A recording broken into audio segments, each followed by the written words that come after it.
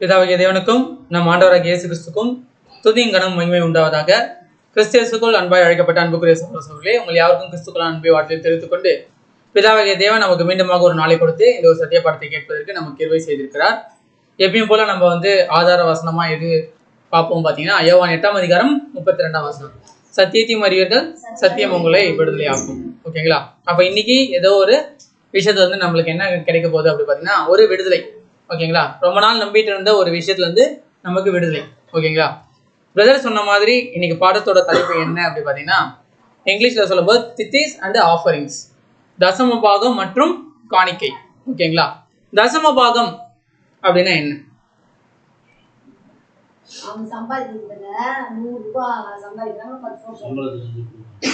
சம்பளத்துல இருந்து கொடுப்பாங்க. எதெல்லாம் வருமானமா ஈட்டுறாங்களோ அந்த வருமானத்துல இருந்து 10ல் ஒரு பங்கு. சிஸ்டர் சொன்ன மாதிரி 100 ரூபாய் சம்பாதிக்கிறாங்க அப்படின்னா அதுல 10 ரூபாய் கொடுக்கணும். 1000 ரூபாய் சம்பாதிக்கிறாங்கன்னா 10,000 ரூபாய் சம்பாதிக்கிறாங்கன்னா 1000 ரூபாய். 1 லட்சம் ரூபாய் சம்பாதிக்கிறாங்கன்னா 10,000 கொடுக்கும். அப்ப 10ல் ஒரு பங்கு தான் என்ன அப்படி பாத்தீங்கன்னா தசம பாகம். ஓகேங்களா? இப்போ அதே மாதிரி தசம பாகம்னு வாங்குறாங்க. அது மட்டும் இல்லாம அது மாசத்துல ஒரு தடவை வாங்குவாங்க இல்லைங்களா? இன்னொன்னு என்ன அப்படி பார்த்தீங்கன்னா காணிக்கை. அப்போ காணிக்கை எப்படிலாம் வாங்குறாங்க அப்படி பார்த்தீங்கன்னா, வெறும் பொட்டியில மட்டும் தான் வச்சு வாங்குறாங்களா அப்படின்னு சொல்லி பார்த்தீங்கன்னா அப்படி இல்லை. அதுக்குன்னு நிறைய ஸ்கீம்ஸ் வர வச்சிருக்காங்க. பார்க்கறதுக்கு எப்படி இருக்கும் பார்த்தீங்கன்னா, ஒரு இன்சூரன்ஸ் ஸ்கீம் மாதிரி இருக்கும். ஓகேங்களா? எக்ஸாம்பிளுக்கு சில்ட்ரன்ஸ் பிளான். ஓகேங்களா? அந்த சில்ட்ரன்ஸ் பிளான்ல நம்ம போய் சேர்ந்துட்டோம் அப்படின்னா நம்ம குழந்தைங்களாம் என்ன ஆகுங்க? நல்லா படிக்கும், நல்லா ஆரோக்கியமா இருக்கும், எந்த ஒரு தப்பும் செய்யாது. அந்த ஒரு நம்பிக்கையில அவங்க போய் என்ன பண்ணுவாங்க பார்த்தீங்கன்னா, ஒரு சில சபைகள்ல சில்ட்ரன்ஸ் பிளான் அப்படின்னு சொல்லிட்டு வச்சிருப்பாங்க. அதுல போயிட்டு ஒரு அமௌண்ட், சண்டே கிளாஸ் இல்லை இதுல போயிட்டு அமௌண்ட் கட்டணும். இதுல மட்டும் அமௌண்ட் கட்டிட்டு வைங்களேன், நம்ம பசங்க என்னவா ஆயிடுவாங்க? ஐஏஎஸ் ஆயிடுவாங்க இல்லைங்களா? ஐஏஎஸ், டாக்டர், இன்ஜினியர் அப்படின்னு சொல்லிட்டு ஆயிடுவாங்க. அப்படின்ற ஒரு நம்பிக்கையில என்ன பண்றாங்க பார்த்தீங்கன்னா சில்ட்ரன்ஸ் பிளான். ரொம்ப நாள் மேரேஜ் ஆகல அப்படின்னா மேரேஜ் பிளான்ல போய் காசு கட்டிட்டு என்ன ஆயிடுங்க? எத்தனை மேரேஜ் ஆகும்? ஒண்ணுதான் ஆகும் இல்லைங்களா? சரி, மேரேஜ் பிளான்ல மேரேஜ் ஆயிடும். அடுத்தது ஒரே கடை, ஒரே மாதிரியான கடை, ஒரு 10 கடை. இப்போ செல்போன் கடை இருக்குது, அந்த நீட்ல 10 கடை இருக்குது அப்படின்னா எந்த கடையும் ஓடாது, நம்ம கடை மட்டும் தான் ஓடும். ஏன்னா நம்ம தான் பிசினஸ் பிளான்ல என்ன பண்ணியிருக்கோம்? காசு கட்டியிருக்கோம்ல, கண்டிப்பா நம்ம கடை மட்டும் தான் என்ன ஆகுங்க? ஓடும். அடுத்தது எஜுகேஷன் பிளான், நம்ம மட்டும் தான் எந்த ரேங்க் எடுப்போம். அப்ப கிளாஸ்ல இருக்கிறவங்க எல்லாருமே எஜுகேஷன் பிளான்ல காசு கட்டியிருந்தாங்கன்னா எல்லாருமே என்ன ரேங்க் தான் எடுப்பாங்க? யாருமே ஃபெயிலே ஆக மாட்டாங்க இல்லைங்களா? அடுத்தது ஃபேமிலி பிளான். இது பாத்தீங்கன்னா குடும்பம் ரொம்ப சந்தோஷமா எந்த ஒரு குறையும் இருக்கக்கூடாது அப்படின்றதுக்கோசரம் கட்டுவாங்க. ரொம்ப முக்கியமான பிளான் என்ன பிளான் அப்படி பார்த்தீங்கன்னா உமன்ஸ் பிளான்.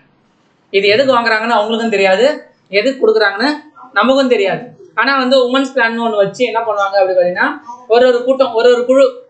ஃபார் எக்ஸாம்பிளுக்கு ரெபேக்கால் குழு, இது ரூத் குழு, இது யாருங்க? பத்சேபால் குழு, இது மரியாள் குழு அப்படின்னு சொல்லிட்டு ஒரு குழு கிரியேட் பண்ணி என்ன பண்ணுவாங்க பார்த்தீங்கன்னா, ஜபம் பண்ணுவாங்க, என்ன பண்ணுவாங்க, நிறைய ஒழுங்கல் செய்வாங்க, ஏதோ ஒன்று பண்ணிட்டு இருப்பாங்க. அதுக்கு எல்லாத்துக்குமே ஒரு அமௌண்ட் மாதிரி கட்டுவாங்க. அடுத்து மெம்பர்ஷிப்பு. மெம்பர்ஷிப்லாம் எதுல தான் இருக்கும்? மெம்பர்ஷிப்லாம் கட்டுறாங்க இல்லைங்களா? ஏதாவது ஒரு ஹாஸ்பிட்டல்லையோ இல்லை ஏதாவது ஒரு இடத்துல இப்போ நம்ம லென்ஸ்கார்ட்ல கூட பார்த்தீங்கன்னா கண்ணாடி வாங்குறோம்னா மெம்பர்ஷிப் கட்ட சொல்லுவாங்க. ஓகேங்களா? அந்த மாதிரி வியாபாரம் பண்ற இடத்துல தான் என்ன இருக்கும் பார்த்தீங்கன்னா மெம்பர்ஷிப் ஃபண்ட் இருக்கும். ஆனா அந்த ஃபண்ட் இப்போ எங்கேயும் இருக்கு? சர்ச்சஸ்லயும் இருக்கு. அடுத்தது பில்டிங் ஃபண்டு. ஏதாவது ஒரு பில்டிங் கட்டுறோம்னா அந்த எதுவுமே ப்ராப்ளம் ஆகக்கூடாது அப்படின்னு சொல்லிட்டு பில்டிங் ஃபண்டு. அடுத்தது சோஷியல் சர்வீஸ் ஃபண்டு. முக்கியமான ஃபண்டு ஒன்று கட்டுவாங்க. இதை கட்டலன்னா கண்டிப்பா இருக்கே இருக்காது. எல்லா சபையிலும் கண்டிப்பா இது இருக்கும். என்னதுங்க? சந்தா. அதுதான் மெம்பர்ஷிப்ல வந்துருச்சு. ஓகேங்களா? இப்போ 45 வயசு மேல ஆயிடுச்சு வைங்களேன், கண்டிப்பா இதை கட்டுவாங்க. என்னதுங்க? கல்லறை இல்லைங்களா? Grave fund. ஏன் அப்படின்னா 45 வயசு மேல ஆயிடுச்சுன்னா இருக்குமோ இருக்க மாட்டோமோ, நம்மளை எங்க போய் புதைப்பாங்களோன்ற ஒரு சந்தேகம். அந்த ஒரு இதுல பாத்தீங்கன்னா என்ன பண்ணுவாங்க அப்படின்னா கிரேவ் ஃபண்டு அப்படின்னு சொல்லிட்டு கட்டுவாங்க. அடுத்தது ஒரு சில பேரால என்ன பண்ண முடியாதுன்னா, எப்ப பார்த்தாலும் வேலை அப்படி குடும்பம் அப்படின்னு போயிட்டு இருப்பாங்க. ஒரு சில பேரால என்ன பண்ண முடியாது பார்த்தா ஊழியம் செய்ய முடியாது. அதனால இவங்க என்ன பண்றாங்கன்னா, இவங்களால ஊழியம் செய்யப்பட்டாலும் பரவாயில்ல, என்ன பண்றீங்க, மினிஸ்ட்ரி ஃபண்டுன்னு ஒண்ணு இருக்குது, அதுல காசு கட்டிடுங்க. தேவன் நீங்க ஊழியம் செஞ்ச மாதிரி அவர் என்ன பண்ணுவாரு பாத்தீங்கன்னா நினைச்சுக்குவாரு அப்படின்னு சொல்லிட்டு, ஊழியம் செய்ய முடியலன்னா கூட ஊழியத்தோட அந்த மினிஸ்ட்ரி ஃபண்ட்ல காசை கட்டிட்டு என்ன பண்ணுவாங்க பாத்தீங்கன்னா, அப்பாடா நம்ம என்ன பண்ணிட்டோம், ஊழியம் செஞ்சுட்டோம் அப்படியே தேவன் சொல்லியிருக்காரு எங்க பைபிள்ல. ஆனா இவங்க என்ன பண்றாங்க பாத்தீங்கன்னா, இந்த மாதிரி பிரிச்சு பிரிச்சு பிரிச்சு என்ன வாங்குறாங்க அப்படி பாத்தீங்கன்னா காணிக்கை வாங்குறாங்க. நம்ம ஆளுங்களும் என்ன பண்ணிட்டு இருக்காங்க பார்த்தீங்கன்னா காணிக்கையை கட்டிட்டு இருக்காங்க. ஓகேங்களா? இதெல்லாம் பார்த்தா எப்படி தெரியுது? ஒரு இன்சூரன்ஸ் பிளான் மாதிரி தெரியுது இல்லைங்களா? குழந்தைங்களுக்கும் வாங்குறாங்க, மேரேஜுக்கும் வாங்குறாங்க, ஃபேமிலிக்கும் வாங்குறாங்க, கிரேவ் ஃபண்டும் வாங்குறாங்க. இது எல்லாமே பார்க்கறது ஒரு இன்சூரன்ஸ் மாதிரி இருக்கு. ஆனா இது எல்லாமே எங்க வாங்கக்கூடிய ஒரு விஷயம் அப்படி பார்த்தீங்கன்னா சர்ச்சில் யார் வாங்குவாங்க? தேவன் வாங்குவாரா? யார் வாங்குறாங்க? சர்ச்சில் ஃபாதர், பாஸ்டர் அப்படின்றவங்க, பிஷப் அப்படின்றவங்க என்ன பண்றாங்க அப்படின்னா காணிக்கைகளை தனித்தனியா பிரிச்சு வாங்குறாங்க. ஓகேங்களா? ஆனா தேவன் என்ன சொல்லியிருக்காரு? தசமபாகம் காணிக்கை கொடுக்கலாம்னு சொல்லியிருக்காரா? தசமபாகம் கொடுக்கலாம் சொல்லி இல்லைங்களா? பைபிள் இல்லையா தசமபாகம்? அப்புறம் எப்படி அது வந்துச்சு? தேவன் சொல்லலையா? தேவன் சொல்லாம தான் பைபிள் வந்துருச்சுங்களா? சரி, இப்ப தேவன் என்ன சொல்லியிருக்காரு அப்படின்றத நம்ம பார்த்துட்டோம் அப்படின்னா நம்ம என்ன கட்டிடலாம்? தசமபாகம் கட்டிடலாம், காணிக்கையும் என்ன பண்ணிடலாம்? கொடுத்துடலாம். பிரதர் அந்த பக்கெட்லாம் ரெடியா இருக்குல்ல? முடிஞ்ச உடனே எல்லாருமே என்ன பண்ணிடணும்? அந்த இது என்ன பண்ணிடணும்னா காணிக்கை வந்து கொடுத்துட்டு போயிடணும். சரிங்களா? தேவன் என்ன சொல்லியிருக்காருன்னு பார்க்கலாம். லேவியராகமம் 27ஆம் அதிகாரம் 30ஆம் வசனம் முதல் 32ஆம் வசனம் வரை. தேசத்திலே நிலத்தின் விச்சிலும் விருட்சங்களின் கனியிலும் தசமபாகம் எல்லாம் கர்த்தருக்கு உரியது, அது கர்த்தருடைய பரிசுத்தமானது. தேசத்துல நிலத்தின் வித்திலும், நிலமா இருந்தாலும் சரி, அந்த நிலத்துல விளையக்கூடிய விருட்சங்களின் கனியிலும் தசமபாகம் எல்லாம் யாருக்குரியது? யாருக்குரியது? பாஸ்டருக்கு உரியதுன்னு சொல்ற மாதிரி யாருக்கு? கர்த்தருக்கு உரியது. அது கர்த்தருக்கு எப்படி இருக்குது அப்படி பாத்தீங்கன்னா பரிசுத்தமானது. 31ஆம் வசனம் படிங்க. ஒருவன் தன் தசமபாகத்திலே எவ்வளவாவது மீட்டுக்கொள்ள மனதா இருந்தால், ஒருவேளை தசமபாகம் கொடுக்கறதுல ஏமாத்தி 1000 ரூபாய் வர இடத்துல 900 ரூபாய் தான் எனக்கு வந்திருக்குது அப்படின்னு சொல்லிட்டு அதுல ஏதாவது ஏமாத்தணும்னு நினைச்சாங்க அப்படின்னா அதனுடன் 5இல் ஒரு பங்கை கூட்டி கொடுக்க கடவான். அப்ப அந்த 900த்துல என்ன பண்ணணும் பாத்தீங்கன்னா அதுல ஒரு 5 பங்கு என்ன பண்ணணுங்க? கூட்டி கொடுக்கணும். கோலின் கீழ்பட்ட ஆடு மாடுகளில் 10இல் ஒரு பங்காகிறதெல்லாம் கர்த்தருக்கு பரிசுத்தமானது. எல்லாமே A to Z 10ல ஒரு பங்கு யாருக்கு அப்படி பாத்தீங்கன்னா கர்த்தருக்கு. அது கர்த்தருக்கு எப்படி இருக்கு அப்படி பாத்தீங்கன்னா பரிசுத்தமானதா இருக்கு. ஓகேங்களா? 33ஆம் வசனம் படிங்க பார்க்கலாம். அது நல்லதே, நல்லதோ, இது நல்லதோ, இலப்பணமானது என்று அவன் பார்க்க வேண்டாம். அது நல்லதா இல்ல இலப்பமானதான்றதெல்லாம் பார்க்க வேணாம். மாற்றவும் வேண்டாம். ஒருவேளை கொடுத்துட்டு இல்ல இது சரியில்லை அதனால சொல்லிட்டு மாத்தலாம் அப்படின்னு சொல்லிட்டு அவங்க நினைச்சாங்க அப்படின்னா மாற்றினால் அதுவும் அதற்கு பதிலாக கொடுக்கப்பட்டதுமாகிய 2 பரிசுத்தமாகும். இவரு மாத்துறதுக்கு நினைக்கிறாருல்ல, இல்ல இதை மாத்திட்டு வேற கொடுக்கலான்னு அப்படி ஒருவேளை மாத்த நினைச்சாங்க அப்படின்னா கொடுத்ததையும் அவரு கர்த்தருக்குன்னே கொடுத்துடணும். இவங்க பெஸ்டா எடுத்து வந்து கொடுக்குறாங்கல்ல அதையும் யாருக்கு தான் கொடுத்துடணும்? கர்த்தருக்கு தான். ஒன்ஸ் நீங்க வந்து கொடுத்துட்டீங்க அப்படின்னா அது ரெண்டுமே யாருக்கு தான் அப்படி பார்த்தா கர்த்தருக்குரியது. அது மீட்கப்படக்கூடாது என்று அவர்களோட சொல்லி என்றார். இஸ்ரவேல் புத்திரருக்கு சொல்லும்படி கர்த்தர் சீனாய் மலையிலே மோசேக்கு விதித்த கட்டளைகள் இவை. இது என்னதுங்க? இது கட்டளை. அப்ப கட்டளை அப்படின்னா கண்டிப்பா இது என்னதான் பண்ணி ஆகணும்? செஞ்சுதான் ஆகும். சரி, இது வந்து நியாயப்பிரமாணமா கொடுத்துருக்காரா அப்படி பாத்தீங்கன்னா இது நியாயப்பிரமாணத்துல ஒண்ணுதான். எது? தசமபாகம் கொடுக்கணும்னு சொல்றது நியாயப்பிரமாணத்துல ஒண்ணுதான். ஆனா நியாயப்பிரமாணம் வந்து என்ன ஆயிடும் அப்படின்னா இவங்க செய்யாம விட்டுட்டு அதுக்கு வந்து தண்டனை கூட வாங்கிக்குவாங்க. யாரு? இஸ்ரேல் ஜனங்கள். நியாயப்பிரமாணத்தை முழுமையா அவங்களால கடைபிடிக்க முடியாது. ஒரு சில விஷயத்த கடைபிடிக்க முடியாததுனால அது கடைபிடிக்க முடியாததுக்கான தண்டனையை வாங்கிக்குவாங்க. ஆனா இது சொல்லும் போது இது நியாயப்பிரமாணத்துல ஒண்ணுதான் தசமபாகம் கொடுக்கறது. ஆனா இது எப்படி இருக்கு பாத்தீங்கன்னா கட்டளை. கட்டளைனா என்ன அப்படின்னா கட்டாயம் நீங்க என்னதான் பண்ணி ஆகணும்? அதை செஞ்சுதான் ஆகணும். ஓகேங்களா? இதை யார்கிட்ட சொல்றாரு பாத்தீங்கன்னா தேவன் மோசே கிட்ட சொல்றாரு. மோசே வந்து யார்கிட்ட கொண்டு போய் இப்ப சொல்றாரு பாத்தீங்கன்னா இஸ்ரேல் ஜனங்களை கொடுக்குறாரு. ஓகேங்களா? இது தேவன் வந்து எப்படிப்பட்டவரா இருக்காரு அப்படி பாத்தீங்கன்னா மொத்தம் வந்து 12 கோத்திரம். ஓகேங்களா? 12 கோத்திரத்துல 11 கோத்திரம் தான் என்ன பண்ணணும் அப்படி பாத்தீங்கன்னா தசமபாகம் கொடுக்கணும். ஏன் அப்படின்னா 12 கோத்திரத்துக்கு 12 கோத்திரம் உள்ள இருக்கிறவங்களுக்கும் என்ன பண்ணல பாத்தீங்கன்னா தேசத்தை பிரிச்சு கொடுக்கல. என்ன பண்ணியிருக்காரு பாத்தீங்கன்னா 11 கோத்திரத்துக்கு தான் என்ன பண்ணியிருக்காரு பாத்தீங்கன்னா தேவன் தேசத்தை பிரிச்சு கொடுத்திருக்காரு.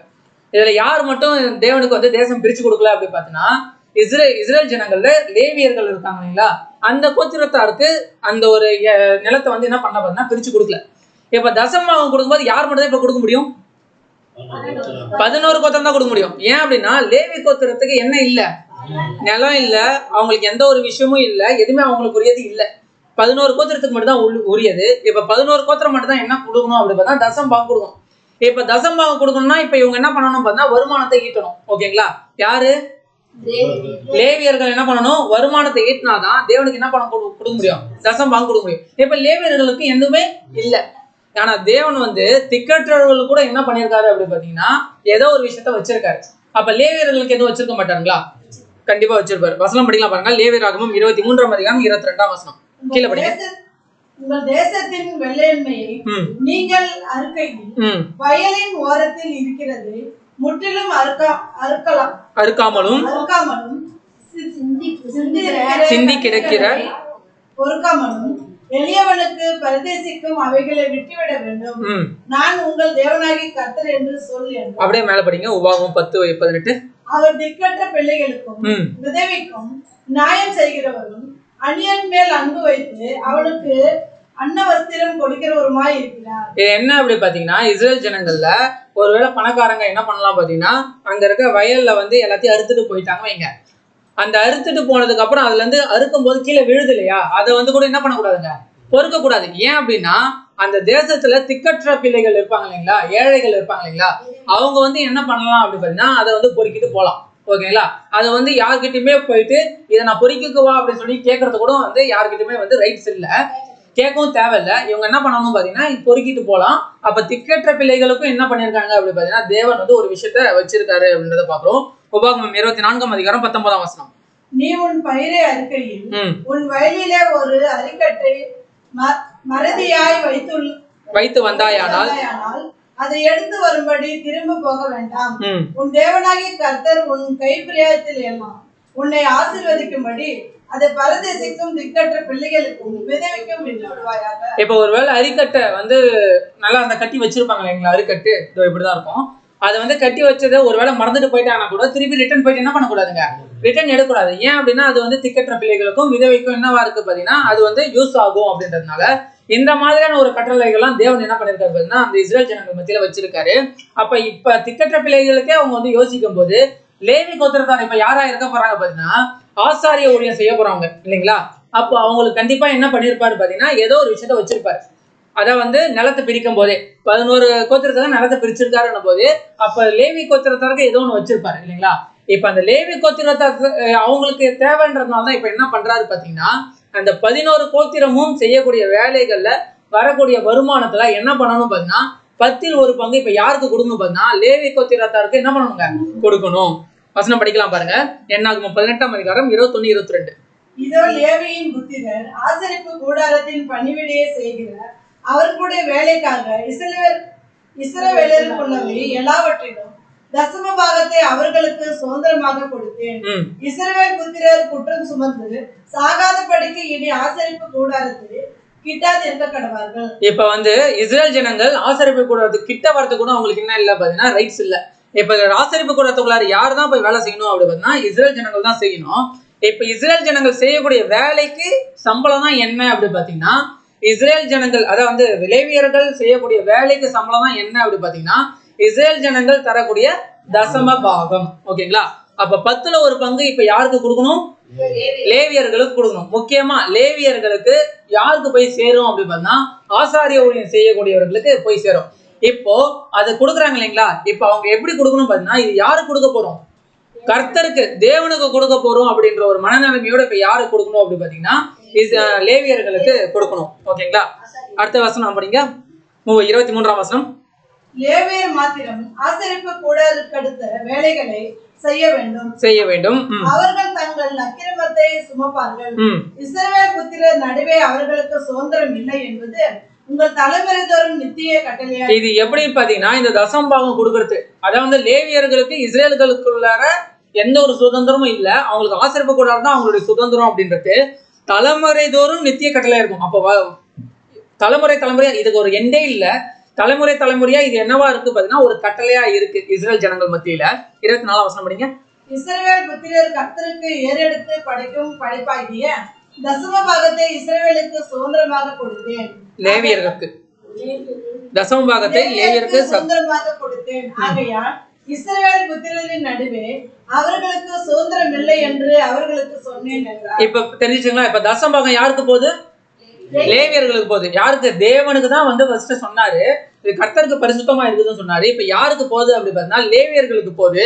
லேவியர்களுக்கு ஏன் போகுது அப்படி பாத்தீங்கன்னா அவங்களுக்கு என்னதுங்க, ஆசாரிய ஊழியம் செய்யறாங்க. அவங்களுக்கான சம்பளம் தான் என்ன அப்படி பாத்தீங்கன்னா இந்த தசம பாகம். ஓகேங்களா? 28ஆம் வசனம் படிங்க. இப்படியே நீங்கள் இஸ்ரவேல் புத்திரர் கையில் வாங்கும் தசம பாகமாகிய உங்கள் பங்குகளில் எல்லாம் நீங்கள் கர்த்தருக்கு என்று ஒரு படைப்பை ஏறெடுத்து படைத்து அந்த படைப்பை ஆசாரியனாகிய ஆரோனுக்கு கொடுக்க வேண்டும். புரியுதுங்களா? இது என்னது? இப்போ இஸ்ரேல் ஜனங்கள் 10ல் 1 பங்கு எடுத்து போய் யார்கிட்ட கொடுப்பாங்க? ஆசாரியருக்கு கொடுப்பாங்க. இந்த ஆசாரியர்கள்ல மொத்தம் நிறைய வகுப்பு இருக்கு. அந்த வகுப்புல யாரு வந்து ஆரோனுடைய குடும்பத்தாரா இருக்காங்களோ அவங்களுக்கு என்ன பண்ணணும்னு பாத்தீங்கன்னா இந்த ஆசாரியர்கள் 10ல் 1 பங்கு வாங்கினாங்க இல்லைங்களா, அந்த பங்குல 10ல் 1 பங்கை யாருக்கு கொடுக்கணும் அப்படி பாத்தீங்கன்னா ஆரோனுக்கு கொடுக்கணும். புரியுதுங்களா? இஸ்ரேல் ஜனங்கள் 10ல் 1 பங்கு எடுத்து வந்து யாருக்கு கொடுப்பாங்க? ஆசாரியர்கள் லேவியர்களுக்கு கொடுப்பாங்க. இந்த ஆசாரியர்கள்ல ஆரோன் வந்து யாரு அப்படி பார்த்தா பிரதான ஆசாரியர். ஆசாரியர்கள் எங்க மட்டும் தான் போகலாம் அப்படி பார்த்தா ஆசரிப்பு கூடாரத்துக்குள்ளார போகலாம், பரிசுத்த ஸ்தலம் வரைக்கும் போகலாம். ஆனா மகா பரிசுத்த ஸ்தலத்துக்கு போறதுக்கு யாருக்கு அனுமதி இல்லை பார்த்தா ஆசாரியர்களுக்கு இல்லை. அப்ப யார் மட்டும்தான் வந்து மகா பரிசுத்த ஸ்தலத்துக்குள்ளார போகலாம் அப்படி பார்த்தா யார் வந்து பிரதான ஆசாரியர் வகுப்பர்ல அதாவது பிரதான ஆசாரியரா இருக்காங்களோ அவங்களும் அவங்க குடும்பத்தாரும் போகலாம். ஓகேங்களா? இப்ப பிரதான ஆசாரியரா வர்றதுக்கு யாரு அப்படி பார்த்தா குடும்பத்தார் வந்து இல்ல, ஆரோன் குடும்பத்தார் தான் யாருக்கு என்னவா வருவாங்க பார்த்தா பிரதான ஆசாரியரா வருவாங்க. அப்ப பிரதான ஆசாரியர் யார் யாரெல்லாம் பிரதான ஆசாரியரா இருக்காங்களோ அவங்க என்ன பண்ணணும்னா ஆசாரியர்கள் வாங்கக்கூடிய தசம பாகத்துல 10ல் 1 பங்கு அங்க கொடுக்கணும். புரியுதுங்களா? ஓகே, 29ஆம் வசனம் படிங்க. உங்களுக்கு கொடுக்கப்படுகிற ஒவ்வொரு காணிக்கையிலும் உள்ள உச்சிதமான பரிசுத்த பங்கையெல்லாம் கர்த்தருக்கு ஏறெடுத்து படைப்பாக செலுத்த வேண்டும். இப்ப இதுல என்ன ஒரு விஷயம் அப்படின்னா தசமபாகன்றது 10ல் 1 பங்கு தான். ஆனா 10ல் 1 பங்கு என்னவா இருக்கணும் பார்த்தா பெஸ்டா இருக்கும். 10ல் 1 பங்கு முதல் பங்கு அதாவது பெஸ்டான பங்கு என்ன இருக்கோ அதை தான் அவங்க என்ன பண்ணணும் பார்த்தா இஸ்ரேல் ஜனங்கள் யாருக்கு கொடுக்கணும்? லேவியர்களுக்கு அதாவது ஆசாரியர்கள் கொடுக்கணும். அந்த ஆசாரியர்கள் இருக்கிறதுல உச்சிதமானது எதுவோ அது யாருக்கு கொடுக்கணும்? ஆரோனுக்கு கொடுக்கணும். அதாவது பிரதான ஆசாரியர்களுக்கு கொடுக்கணும். லேவியர்கள் இஸ்ரேல் ஜனங்கள் ஆசாரியர்களுக்கு கொடுப்பாங்க. ஆசாரியர்கள் யாருக்கு கொடுப்பாங்க பார்த்தீங்கன்னா பிரதான ஆசாரியர்களுக்கு கொடுப்பாங்க. ஓகேங்களா? இதுதான் வந்து என்ன அப்படி பார்த்தீங்கன்னா தசம பாகம். இது என்னவா இருக்கு அப்படி பார்த்தீங்கன்னா ஆசாரியர்களுக்கு ஒரு சம்பளம், பிரதான ஆசாரியர்களுக்கு என்னவா இருக்கு அப்படி பார்த்தீங்கன்னா ஒரு சம்பளமா இருக்கு. இது சம்பளம் தான்றதை நான் எப்படி சொல்றீங்க அப்படின்னா அதுக்கும் வசனம் இருக்கு பாருங்க. என்னாகும் 18ஆம் அதிகாரம் 31ஆம் வசனம் படிங்க. இது 30, 31. அதனால் நீ அவர்களோட சொல்ல வேண்டியது என்னவென்றால் அதில் உச்சிதமானதை நீங்கள் ஏறெடுத்து படைக்கும் பொழுது அது களத்தின் வாரத்திலும் ஆலையின் வரத்திலும் இருந்து எடுத்து செலுத்துகிறது போல லேவியருக்கு எண்ணப்படும் அதை நீங்களும் உங்கள் குடும்பத்தாரும் எவ்விடத்திலும் புசிக்கலாம். அது நீங்கள் ஆசரிப்பு கூடாரத்திலே செய்யும் பணிவிடை ஈடான உங்கள் சம்பளம். அந்த அப்ப நீங்க வேலை செய்யறதுக்கு சம்பளம் தான் என்ன அப்படி பார்த்தா இந்த தசம பாகம். இப்ப தசம பாகம் இப்ப யாரு கொடுத்திருக்காங்க? முன்னாடி சொல்லும் போது இது கர்த்தருக்குரியதுன்னு சொல்லிட்டாரு, கர்த்தருக்கு பரிசுத்தம்னு சொல்லிட்டாரு. ஆனா கர்த்தருக்குரியதுதான். ஆனா கர்த்தருக்காக யார் வேலை செய்யறாங்களோ அவங்களுக்குரியதுதான் என்ன அப்படி பார்த்தா தசம பாகம். ஓகேங்களா? அது இஸ்ரேல் ஜனங்கள் ஆசாரியர்கள் கொடுப்பாங்க. 10ல் 1 பங்கு இருக்கிறதுல பெஸ்ட் எதுவோ அதை எடுத்து வந்து கொடுப்பாங்க. அந்த பெஸ்ட்லயும் ஒரு பெஸ்ட்டை வந்து யாருக்கு கொடுப்பாங்க பார்த்தீங்கன்னா பிரதான ஆசாரியர்கள் கொடுப்பாங்க. ஏன் அப்படின்னா பிரதான ஆசாரியோட வேலை இன்னும் அதை விட சிறந்தது. ஏன் அப்படின்னா அவங்க தான் மகா பரிசுத்தமான ஸ்தலத்துக்குள்ளார போக முடியும். ஓகேங்களா? சரி, தசமபாகத்தை குறிச்சு பழைய ஏற்பாட்டுல இப்படி சொல்லப்பட்டிருக்கு. அப்ப புதிய ஏற்பாட்டுல என்ன சொல்லப்பட்டிருக்கு அப்படின்னு பாத்தீங்கன்னா எபிரேயர் 7ஆம் அதிகாரம் 5ஆம் வசனம்.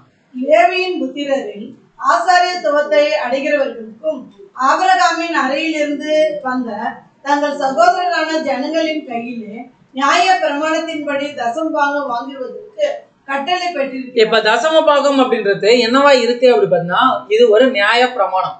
சொன்னோம் இல்லைங்களா? நியாய பிரமாணம் தான். ஆனா நியாய பிரமாணத்தை வந்து இஸ்ரேல் ஜனங்கள் செய்வாங்க, செய்யாமலும் இருப்பாங்க. அதை வந்து செய்யாம இருந்துட்டு தண்டனை வாங்கிக்குவாங்க தேவன்ட்டு. ஆனா இந்த தசம பாகம்ன்றது அவங்க கண்டிப்பா என்னதான் பண்ணி ஆகணும், செஞ்சுதான். நியாய பிரமாணத்தின்படி தசம பாகம் வாங்கிக்கிறதுக்கு கட்டளை பெற்று இருக்கிறார்கள். அப்ப தசம பாகம் கொடுக்கலாமா வேணாங்களா? தேவன் என்ன சொல்லியிருக்காரு? தசம பாகம் கொடுக்க சொல்லியிருக்காரு. ஏன் அப்படின்னா அது ஆசாரியர்களுக்கு என்னவா இருக்கு? சம்பளமா இருக்கு. இது பழைய ஏற்பாட்டுல சொல்லப்பட்ட ஒரு விஷயம். அதுவும் இது என்னவா இருக்கு அப்படி பார்த்தீங்கன்னா நியாயப்பிரமாணத்தின்படி இது என்னதான் இருக்கு பாத்தீங்கன்னா தசம்பாகம் கொடுக்கலாம்னு சொல்லப்பட்டிருக்கு. ஓகேங்களா, இது வந்து ஒரு கட்டளை. கண்டிப்பா இது என்னதான் பண்ணி ஆகணும், தேவன் சொல்லிட்டா நம்ம என்ன பண்ணி ஆகணும் பார்த்தீங்கன்னா செஞ்சாகும். ஓகேங்களா, இப்போ தேவனுக்கும் இஸ்ரேல் ஜனங்களுக்கும் ஒரு வாக்குவாதம். ஓகேங்களா, ஒரு எப்படி சொல்றதுன்னா ஒரு கான்வர்சேஷன் போது பாருங்க. மல்கியா 3ஆம் அதிகாரம் 8ஆம் வசனத்துல இருந்து 10ஆம் வசனம் வரை. தேவன் மனுஷனை வஞ்சிக்கலாமா? இல்ல தேவன் மனுஷனை வஞ்சிக்கலாமா? வஞ்சிக்கலாங்களா? சரி, ஓகே. மனுஷன் தேவனை வஞ்சிக்கலாமா? வஞ்சிக்க கூடாது. சரி. மனுஷன் தேவனை வஞ்சிக்கலாமா? நீங்களோ என்னை வஞ்சிக்கிறீர்கள். எதனால் உண்மை வஞ்சித்தோம் சொல்றாரு தேவன். சொல்றாரு நீங்க வந்து என்ன வஞ்சிக்கிறீங்க அப்படின்னு சொல்லும்போது நாங்க எதுல தேவனே உங்களை வஞ்சிக்கிறோம் அப்படின்னு சொல்லி கேக்குறீங்க. அதுக்கு தேவன் சொல்றாரு பாருங்க, தசம பாகத்திலும் காணிக்கையிலும் தானே. தசம பாகத்திலும் காணிக்கையிலும் நீங்க என்ன பண்றீங்க, என்ன வஞ்சிக்கிறீங்க. அப்படி என்ன வஞ்சிக்கிறீங்க அப்படின்னு சொல்லி பார்த்தா, நீங்கள் சபிக்கப்பட்டவர்கள் ஜனதாராகிய நீங்கள் எல்லாரும் என்னை வஞ்சித்தீர்கள். என் ஆலயத்தில் ஆதாரம் உண்டாயிருக்காதபடிக்கு தசம பாகங்களை எல்லாம் பண்டைய சாலையிலே கொண்டு வாருங்கள். அப்போது நான் வானத்தின் பணக்கணிகளை திறந்து இடம் கொள்ளாமல் போகும் மட்டும் உங்கள் மேல் ஆசீர்வாதத்தை வர்ஷிக்க மாட்டேன் என்னவென்று அதனால் என்னை சோதித்து பாருங்கள் என்று சேனைகளின் கர்த்தர் சொல்கிறார். இப்ப என்ன நடக்குது அப்படி பார்த்தா, இவங்க தசம பாகம் காணிக்கையும் இவங்க என்ன பண்ணல, ஒழுங்கா செலுத்தல. தேவனுக்கு செலுத்தக்கூடியத ஒழுங்கா செலுத்தல.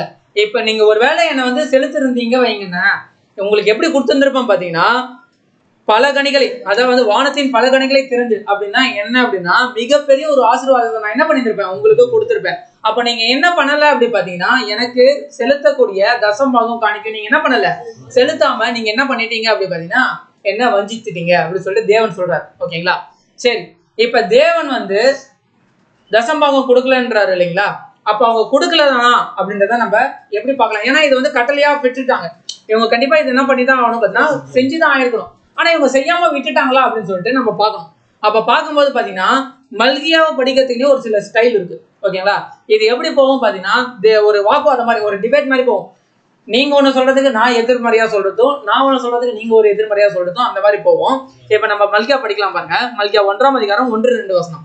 மல்கியாவை கொண்டு கர்த்தர் இஸ்ரவேலுக்கு சொன்ன வார்த்தையின் பாரம், நான் உங்களை சிநேகித்தேன் என்று கர்த்தர் சொல்கிறார். இஸ்ரேல் ஜனங்களை பார்த்து சொல்றாரு, நான் உங்களை சிநேகித்தேன் என்று கர்த்தர் சொல்லுகிறார். அதற்கு நீங்கள், அதுக்கு தேவன் வந்து சொல்றாரு நான் உங்களை நேசித்தேன் அப்படின்னு சொல்லும் போது அதுக்கு அவங்க ஜனங்கள் என்ன சொல்றாங்க அப்படின்னா, அதற்கு நீங்கள் எங்களை எப்படி சிநேகித்தீர்கள், இது கேள்வி கேட்குறீங்க, எப்படி நீங்க எங்களை சிநேகிச்சீங்க அப்படின்னு சொல்லி கேள்வி கேட்கும்போது தேவன் அதுக்கு ரிட்டர்ன் பதில் சொல்றாரு பாருங்க. கர்த்தர் சொல்கிறார், ஏசாயா யாக்கோபுக்கு சகோதரன் அல்லவோ ஆகிலும் யாக்கோபை நான் சிநேகித்தேன். ஆகிலும் அதாவது வந்து என்ன சொல்றாருன்னா, ஏசா யாக்கோபுக்கு சகோதரன் தான், ஆனாலும் நான் யாரை சிநேகித்தேன் அப்படி பாத்தீங்கன்னா யாக்கோபை வந்து நான் சிநேகிச்சேன் அல்லவா, அந்த மாதிரி நான் என்ன பண்றேன் அப்படி பாத்தீங்கன்னா உங்களை நான் சிநேகிக்கிறேன் அப்படின்றாரு.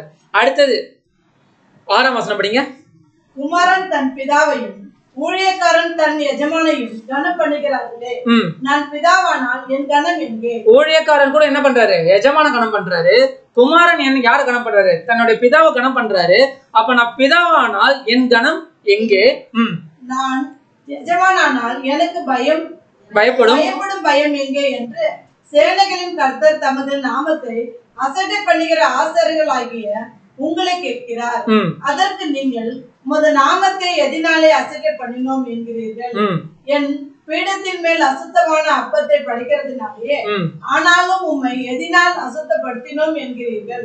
கர்த்தருடைய பந்தி எண்ணெய் மற்றும் எண்ணாமல் மற்றும் போயிட்டு எண்ணமற்று போயிற்று என்று நீங்கள் சொல்லியிருக்கிறீர்களே. அதாவது வந்து என்ன கேட்கிறாரு அப்படி பாத்தீங்கன்னா, நீங்க வந்து எனக்கு எந்த ஒரு பயமும் நீங்க என்ன பண்ணல, பயப்படல. நீங்க என்ன பண்றீங்க அப்படி பாத்தீங்கன்னா அசட்டை பண்றீங்க. நாங்க எதனால உங்களை அசட்டை பண்றோம் சொல்லிட்டு கேக்குறீங்க. பலிபீடத்துல நீங்க என்ன பண்ணிடுறீங்க, அசுத்தமானதை படைச்சிடுறீங்க அப்படின்னு சொல்லி தேவன் சொல்லும் போது, நாங்க எங்க தேவனே வந்து அசுத்தமானதை படைச்சோம் அப்படின்னு சொல்லி கேக்குறீங்க. ஆனா வந்து கரெக்டா தேவன் சொல்றாரு பாருங்க 8ஆம் வசனத்துல, நீங்கள் கண் ஊனமானதையும் பலியிட கொண்டு வந்தாலும் அது கொல்லாமல. அதாவது வந்து பாத்தீங்கன்னா தசம்பாகம்னா என்னதுங்க, பெஸ்ட் இடத்துல வந்து படைக்கிறது தானே தசம்பாகம், கொடுக்கறது தானே. ஆனா இவங்க கொண்டு வரும்போது இருக்கிறதுல எது ஒஸ்டோ அதை எடுத்து வந்து என்ன பண்ணிடுறாங்க, லேவியர்களுக்கு கொடுத்துட்றாங்க, தேவனுக்காக கொடுத்துறாங்க. கொடுத்துட்டு பரவாயில்ல தேவன் தானே அவர் என்ன பண்ண மாட்டாரு, கோச்சிக்க மாட்டாரு அப்படின்னு சொல்லிட்டு நீங்க என்ன பண்றீங்க பார்த்தீங்கன்னா, கண் ஊனமானதை பலியிட கொண்டு வந்தாலும் அது பொல்லாப்பல்ல, நீங்கள் கால் ஊனமானதையும் நசல் பிடிதையும் கொண்டு வந்தாலும் அது பொல்லாப்பல்ல என்கிறீர்களே. அதை நீ உன் அதிபதிக்கு செலுத்து, அவன் உன்மேல் பிரியமா இருப்பானோ, உன் முகத்தை பார்ப்பானோ என்று சேனையின் கர்த்தர் கேட்கிறார். அப்ப நீங்க என்ன பண்றீங்கன்னா, பெஸ்ட் எடுத்து வந்து கொண்டு வந்து வைக்காம நீங்க என்ன பண்ணிடுங்க, ஒஸ்ட்டை கொண்டு வந்து வச்சிருங்க. ஒருவேளை உங்க எஜமான கொண்டு போய் நீங்க வச்சிங்க வைங்களா, உங்களை வந்து அவர் வந்து என்ன பண்ணுவாரு, பிரியமா இருப்பாரா? ஃபார் எக்ஸாம்பிள், நம்மளுக்கு ஒரு விசேஷம் வருது இல்லைங்களா, என்ன விசேஷம் வருது, நம்ம எதை கொண்டாடுவோம், ஆகஸ்ட் மாசம் கொண்டாடுவோம், கிறிஸ்மஸ் இல்லையா? கிறிஸ்தவர்கள் எல்லாருமே எதை கொண்டாடுவாங்க அப்படின்னா கிறிஸ்மஸ் கொண்டாடுவாங்க. கிறிஸ்மஸ்க்கு என்ன கேட்பாங்க, நம்ம வேலை செய்யற இடத்துல கேக்கு பிரியாணின்னு கேட்பாங்க. ஒரு ப்ளம் கேக்குன்னு வச்சுக்கோங்க, ஓகேங்களா? ப்ளம் கேக்கு ரெடியா இருக்குது. நம்ம போயிட்டு கிறிஸ்மஸ்க்கு ப்ளம் கேக் கொடுக்க போறோம். இப்போ கரெக்டாக 25ஆம் தேதி கிறிஸ்மஸ் முடியுது, 26ஆம் தேதி ஆஃபீஸ்க்கு போகும்போது ப்ளம் கேக் எடுத்துன்னு போறோம். யார் கொடுக்க போறோம் அப்படின்னு பார்த்தா நம்மளோட ஓனர் கொடுக்க போறோம், எம்டிக்கு கொடுக்க போறோம். இருக்கிறதுல ஒரு பெஸ்ட்டான ஒரு ப்ளம் கேக் வாங்கிட்டு போயிட்டோம், ஓகேங்களா? போனதுக்கு அப்புறம் பார்த்தா தான் தெரியுது அவரு அன்னைக்கு லீவு, ஓகேங்களா? சரி, அடுத்த நாள் வருவார், அடுத்த நாள் கொடுத்துடலான்னு பார்த்தா அடுத்த நாள் அவர் என்ன பண்றாரு, லீவு. அப்படியே தொடர்ந்து லீவாவே இருக்குது. என்னைக்கு வர்றாரு பார்த்தீங்கன்னா 31ஆம் தேதி வராரு. இப்போ 31ஆம் தேதி வந்தோடனே நம்ம தான் என்ன பண்ணுவோம், கிறிஸ்மஸ் மட்டுமா கொண்டாடுவோம், சேர்த்து எதையும் சேர்த்து கொண்டாடுவோம், நியூ இயர் சேர்த்து கொண்டாடுவோம் இல்லைங்களா? சரி, கிறிஸ்மஸ்க்கும் நியூ இயருக்கும் சேர்த்து என்ன பண்றோம், அந்த கேக்கை கொடுத்துருவோம் அப்படின்னு சொல்லிட்டு அந்த கேக்கை 26ஆம் தேதி கொடுக்க வேண்டிய கேக்கை 5 நாள் வச்சிருந்து 31ஆம் தேதி கொடுத்தா அது கரெக்டா இருக்குமா? இது எடுத்துன்னு போய் நம்ம எம்டி கிட்ட கொண்டு போய் கொடுத்தோம்னா அவர் என்ன பண்ணுவாங்க, நியூ இயரை கொண்டாடுற நீ, இதான் உனக்கு லாஸ்ட், இந்த இயரோட லாஸ்ட் டே அப்படின்னு சொல்லிட்டு அவர் என்ன பண்றாரு, அன்னியோட நம்ம அந்த கம்பெனிக்கு போறதுக்கான வாய்ப்பே இருக்காது. அப்போ ஒரு எம்டிக்கு நம்ம அந்த மாதிரி என்ன பண்ண மாட்டோம், 5 நாள்ன்றதே அதிகம். நான் அடுத்த நாளே என்ன பண்ணிருக்க மாட்டோம்னா 26ஆம் தேதி வரலையா, 27ஆம் தேதி நம்ம என்ன பண்ணிருக்க மாட்டோம் பார்த்தீங்கன்னா அந்த கேக்கை கொண்டு போய் கொடுத்துருக்க மாட்டோம். நம்ம இன்னும் நியூவான ஒரு கேக்கை தான் கொண்டு போய் என்ன பண்ணுவோம் பார்த்தீங்கன்னா அவருக்கு கொடுப்போம். அப்போ ஒரு அதிபதிக்கே, ஒரு உலகத்தோட ஒரு அதிபதிக்கே, ஒரு உலகத்துல வேலை செய்யக்கூடிய அந்த நிறுவனத்தோட அதிபதிக்கே நம்ம என்ன பண்ண மாட்டோம் பார்த்தீங்கன்னா ஒரு ஒஸ்டானதை கொடுக்க மாட்டோம், எது பெஸ்ட்டோ அதை தான் கொடுப்போம். ஆனா தேவனுக்கு நீங்க என்ன பண்றீங்க அப்படி பார்த்தீங்கன்னா ஒஸ்டானதை வந்து நீங்க என்ன பண்ணிடுறீங்க பார்த்தீங்கன்னா கொடுத்துறீங்க, ஓகேங்களா? அப்படி இருக்கும்போது நான் எப்படி வந்து உங்களை வந்து நான் எப்படி நேசிப்பேன், ஆனாலும் நான் உங்களை என்ன பண்ணிச்சேன், நான் உங்களை சிநேகித்தேன், ஆனாலும் நீங்க என்ன பண்றீங்க பார்த்தீங்கன்னா எனக்கு இந்த மாதிரியான விஷயங்கள்லாம் நீங்க வந்து பண்றீங்க அப்படின்னு தேவன் சொல்றாரு. மல்கியா 2ஆம் அதிகாரம் 1 வசனம் படிங்க, 1, 4, 8. இப்பொழுது ஆசாரியர்களே, இந்த கட்டளை உங்களுக்குரியது. லேவியோடு பண்ணின என் உடன்படிக்கை நிலைத்திருக்கும்படிக்கு இந்த கட்டளையை உங்களிடத்திற்கு அனுப்பினேன் என்கிறதை அப்பொழுது அறிந்து கொள்வீர்கள் என்று சேனைகளின் கர்த்தர். இப்ப இந்த கட்டளை யாருக்கு போகுது பாத்தீங்கன்னா இஸ்ரேல் ஜனங்களுக்கு சொன்னது, தசம் பாகத்துல ஒரு பங்கு வந்து யாருக்கு கொடுக்கணும், லேவியர்களுக்கு கொடுக்கணும். இப்ப லேவியர்கள் என்ன பண்ணணும்னா அந்த தசம் பாகத்துல இருக்கிறதுல பெஸ்ட் எடுத்து போயிட்டு அவர் யாருக்கு கொடுக்கணும் அப்படின்னு பிரதான ஆசாரியர் கொடுக்கணும். இந்த கட்டளை யாருக்குரியது பாத்தீங்கன்னா ஆசாரியர்களுக்குரியது. 8ஆம் வசனம் படிங்க. நீங்களோ வழியை விட்டு விலகி அநேகரை வேதத்தை குறித்து இடரல் பண்ணினீர்கள், லேவியின் உடன்படிக்கையை எடுத்து போட்டீர்கள் என்று சேனைகளின் கர்த்தர் சொல்கிறார். என்ன பண்றாங்க பாத்தீங்கன்னா இஸ்ரேல் ஜனங்கள் மோசமானது எடுத்து வந்தாலும் இவங்க என்ன பண்ணிடுறாங்க பாத்தீங்கன்னா பரவாயில்ல கொடுங்க, என்ன பண்ண மாட்டார் தேவன், என்ன சொல்ல மாட்டார், கொடுங்க அப்படின்னு சொல்லிட்டு இவங்க என்ன பண்றாங்கன்னா வந்த வரைக்கும் லாபம்னு சொல்லிட்டு இவங்க என்ன பண்ணிடுறாங்க பாத்தீங்கன்னா வாங்கி வச்சுக்கிறாங்க. 14ஆம் வசனம் படிங்க. உங்கள் வார்த்தைகளினாலே கர்த்தரை வருத்தப்படுத்துகிறீர்கள், ஆனாலும் எதனாலே அவரை வருத்தப்படுத்துகிறோம், எல்லாத்தையும் செஞ்சிடறாங்க, வஞ்சிச்சிடுறாங்க. ஏன் வஞ்சித்தீங்கன்னு கேட்டா நாங்க எங்க வஞ்சித்தோன்றீங்க, அசட்டை பண்றீங்கன்னு சொன்னா நாங்க எங்க அசட்டை பண்றோம்னு சொல்றீங்க. சரி, அசுத்தமானதை படிச்சிருக்கீங்க சொன்னா நாங்க எங்க அசுத்தமானதை படிச்சிடுறீங்க. சரி, வார்த்தையினால என்ன வருத்தப்படுத்துறீங்கன்னா நாங்க எங்க தேவனே உங்களை வருத்தப்படுத்தணும் அப்படின்னு கேக்குறீங்க. எவ்வளவும் பண்ணிட்டு நீங்க என்ன பண்றீங்க அப்படி பாத்தீங்கன்னா அவரை வருத்தப்படுத்துகிறோம் என்கிறீர்கள். பொல்லாப்பை செய்கிறவன் எவனும் கர்த்தரின் பார்வைக்கு நல்லவன் என்று அப்படிப்பட்டவர்கள் பேர். அவர் பிரியமாய் இருக்கிறார் என்றும் நியாயம் தீர்க்கிறார் தேவன் எங்கே என்றும் நீங்கள் சொல்லுகிறது. என்ன சொல்றீங்க, எப்படி வருத்தப்படுத்துறீங்க அப்படி பாத்தீங்கன்னா கர்த்தரின் பார்வைக்கு நல்லவன் என்றும் அப்படிப்பட்டவர்களின் பேர் அவர் பிரியமாய் இருக்கிறார் என்றும் நியாயம் இருக்கிற தேவன் எங்கே என்றும் நீங்க என்ன பண்றீங்க இந்த மாதிரி கேட்குறீங்க. தேவனே இல்லைன்ற மாதிரி நீங்க என்ன பண்றீங்க பாத்தீங்கன்னா சொல்லி என்ன வந்து என்ன பண்றீங்க அப்படி பாத்தீங்கன்னா ரொம்ப கஷ்டப்படுத்துறீங்க. இப்ப இதுலதான் வந்து தேவன் வந்து என்ன சொல்றாரு பாத்தீங்கன்னா அந்த 7ஆம் வசனம் 8ஆம் வசனம் படிங்க. மனுஷன் மனுஷன் தேவனை வஞ்சிக்கலாமா? நீங்களும் என்னை வஞ்சிக்கிறீர்கள். எதனாலே உண்மை வஞ்சிக்கிறோம் என்கிறீர்கள்? தசம பாகத்திலும் காணிக்கையிலும் தானே. நீங்க என்ன சொல்றீங்க பாத்தீங்கன்னா, இந்த மாதிரி விஷயத்தெல்லாம் பண்ணிட்டு நீங்க என்ன வஞ்சிக்கிறீங்க அப்படின்னு சொல்லி போது இவ்வளவு தூரமா அவங்க பண்ணிட்டாங்க.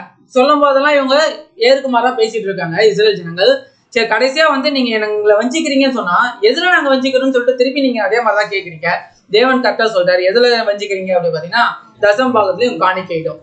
ஏன் அப்படின்னா தசம் பாகம் காணிக்கை அவங்க என்ன பண்ணல, கரெக்டானதை செலுத்தல. தேவன் கொடுத்த கட்டளை பிரகாரம் அவங்க என்ன பண்ணல அப்படி பார்த்தா செலுத்தல. 13ஆம் வசனம் படிங்க, மல்கியா 3:13. நீங்கள் எனக்கு விரோதமா பேசின பேச்சுக்கள் கடினமா இருக்கிறது என்று கர்த்தர் சொல்லுகிறார். ஆனாலும் உமக்கு விரோதமாக எண்ணத்தை பேசி எது சொன்னாலும் இவங்க என்னதான் பண்றாங்க பாத்தீங்கன்னா குதர்க்கமாவே பேசிட்டு இருக்காங்க. எது பண்ணாலும் இவங்க என்ன பண்ண மாட்டாங்க பாத்தீங்கன்னா ஒத்துக்க மாட்டாங்க.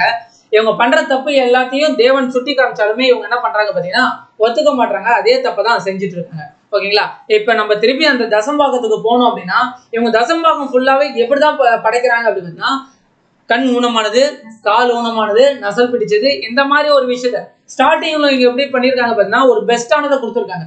ஆனா போக போக போக போக வருடங்கள் கடக்க இவங்க என்ன பண்றாங்க பாத்தீங்கன்னா ஒஸ்டானதை எடுத்து வந்து யாருக்கு கொடுத்துறாங்க பாத்தீங்கன்னா ஆசாரியர்களுக்கு கொடுத்துறாங்க. ஓகேங்களா? இப்ப இந்த தசம்பாகம் எங்க கொடுக்க சொல்லியிருக்காரு தேவன்? ஆலயத்துல கொடுக்க சொல்லியிருக்காங்களா? இப்பதான் ஆலயம் இருக்கு. அப்ப என்னதான் இருந்துச்சு பாத்தீங்கன்னா ஆசரிப்பு கூடாரம் தான் இருந்துச்சு இல்லைங்களா? அப்போ ஆசரிப்பு கூடாரத்துல ஆசாரியர்கள் தான் கொடுக்கணும். ஆனா அந்த ஆசாரியர்கள் கொடுக்கறதுக்கு முன்னாடி அது எங்க போயிடும் அப்படி பாத்தீங்கன்னா ஆலயத்துக்கு போயிடும். என்ன ஆலயம் அப்படி பாத்தீங்கன்னா அப்பெல்லாம் வந்து ஒரு பண்டகச்சாலைன்னு ஒண்ணு வச்சிருப்பாங்க. ஓகேங்களா? அங்கதான் எல்லாத்தையும் எடுத்து வந்து என்ன பண்ணுவாங்க பாத்தீங்கன்னா ஸ்டோர் பண்ணி வைப்பாங்க. இங்கிலீஷ்ல படிச்சா உங்களுக்கு தெரியும் பாருங்க. 3ஆம் அதிகாரம் 8-10 நான் படிக்கிறேன் பாருங்க. Will a man rob God? அதான் வந்து ராப் காட் அப்படின்னா நம்ம வஞ்சிக்கலாமான்னு படிச்சோம் இல்லைங்களா? ராப்னா என்ன அப்படின்னா திருடுறது. அப்ப என்ன திருடுறாங்க? தேவன்ட்டு இருந்து மனுஷங்க ஏதோ ஒரு விஷயத்த திருடுறாங்க. எதை திருடுறாங்க அப்படி பாத்தீங்கன்னா தசம்பாகம் கொடுக்கறதுல அவங்க என்ன பண்ணிடுறாங்க? திருடுறாங்க. தேவனுக்கு கொடுக்க வேண்டிய விஷயத்த தேவனுக்கு கொடுக்காம என்ன பண்ணிடுறாங்க பாத்தீங்கன்னா அவங்களுக்கு அவங்க வச்சுக்கிறாங்க. 10ஆம் வசனம் படிச்சா என்ன பார்க்கலாம்? Bring all the tithes into the storehouse. நீங்க என்ன பண்ணுங்க அப்படி பாத்தீங்கன்னா உங்களோட தசம்பாகத்தை எல்லாத்தையும் எங்க கொண்டு போய் வைங்க அப்படி பாத்தீங்கன்னா ஸ்டோர் ஹவுஸ், பண்டகச்சாலையில. நீங்க தமிழ்ல படிச்சாலுமே தெரியும். பண்டகச்சாலையில கொண்டு போய் என்ன பண்ணுங்க? வச்சிருங்க. ஆசரிப்பு கூடத்துல வைங்கலாம் சொல்லல, ஆலயத்துல கொண்டு போய் வைங்கலாம் சொல்லல. எங்க கொண்டு போய் வைங்க அப்படின்னா பண்டகசாலையில கொண்டு போயிட்டு வைங்க. That they may be met in my house. அதாவது தேவன் அதுக்கப்புறம் என்ன பண்ணிக்குவார் பார்த்தீங்கன்னா ஆலயத்துக்கு என்ன பண்ணிக்குவார் பார்த்தீங்கன்னா அதை கொண்டு வந்து ஆசாரியர்களுக்கு அது தேவன் வந்து கொடுத்துக்குவாரு. அப்போ தசம்பாகம் இப்ப எங்க கொடுக்க சொல்லியிருக்காங்க? சபையில கொடுக்க சொல்லியிருக்காங்களா? இல்ல பாஸ்டர்களுக்கு கொடுக்க சொல்லியிருக்காங்களா? போதகர்களுக்கு கொடுக்க சொல்லியிருக்காங்களா அப்படி பார்த்தீங்கன்னா இல்ல.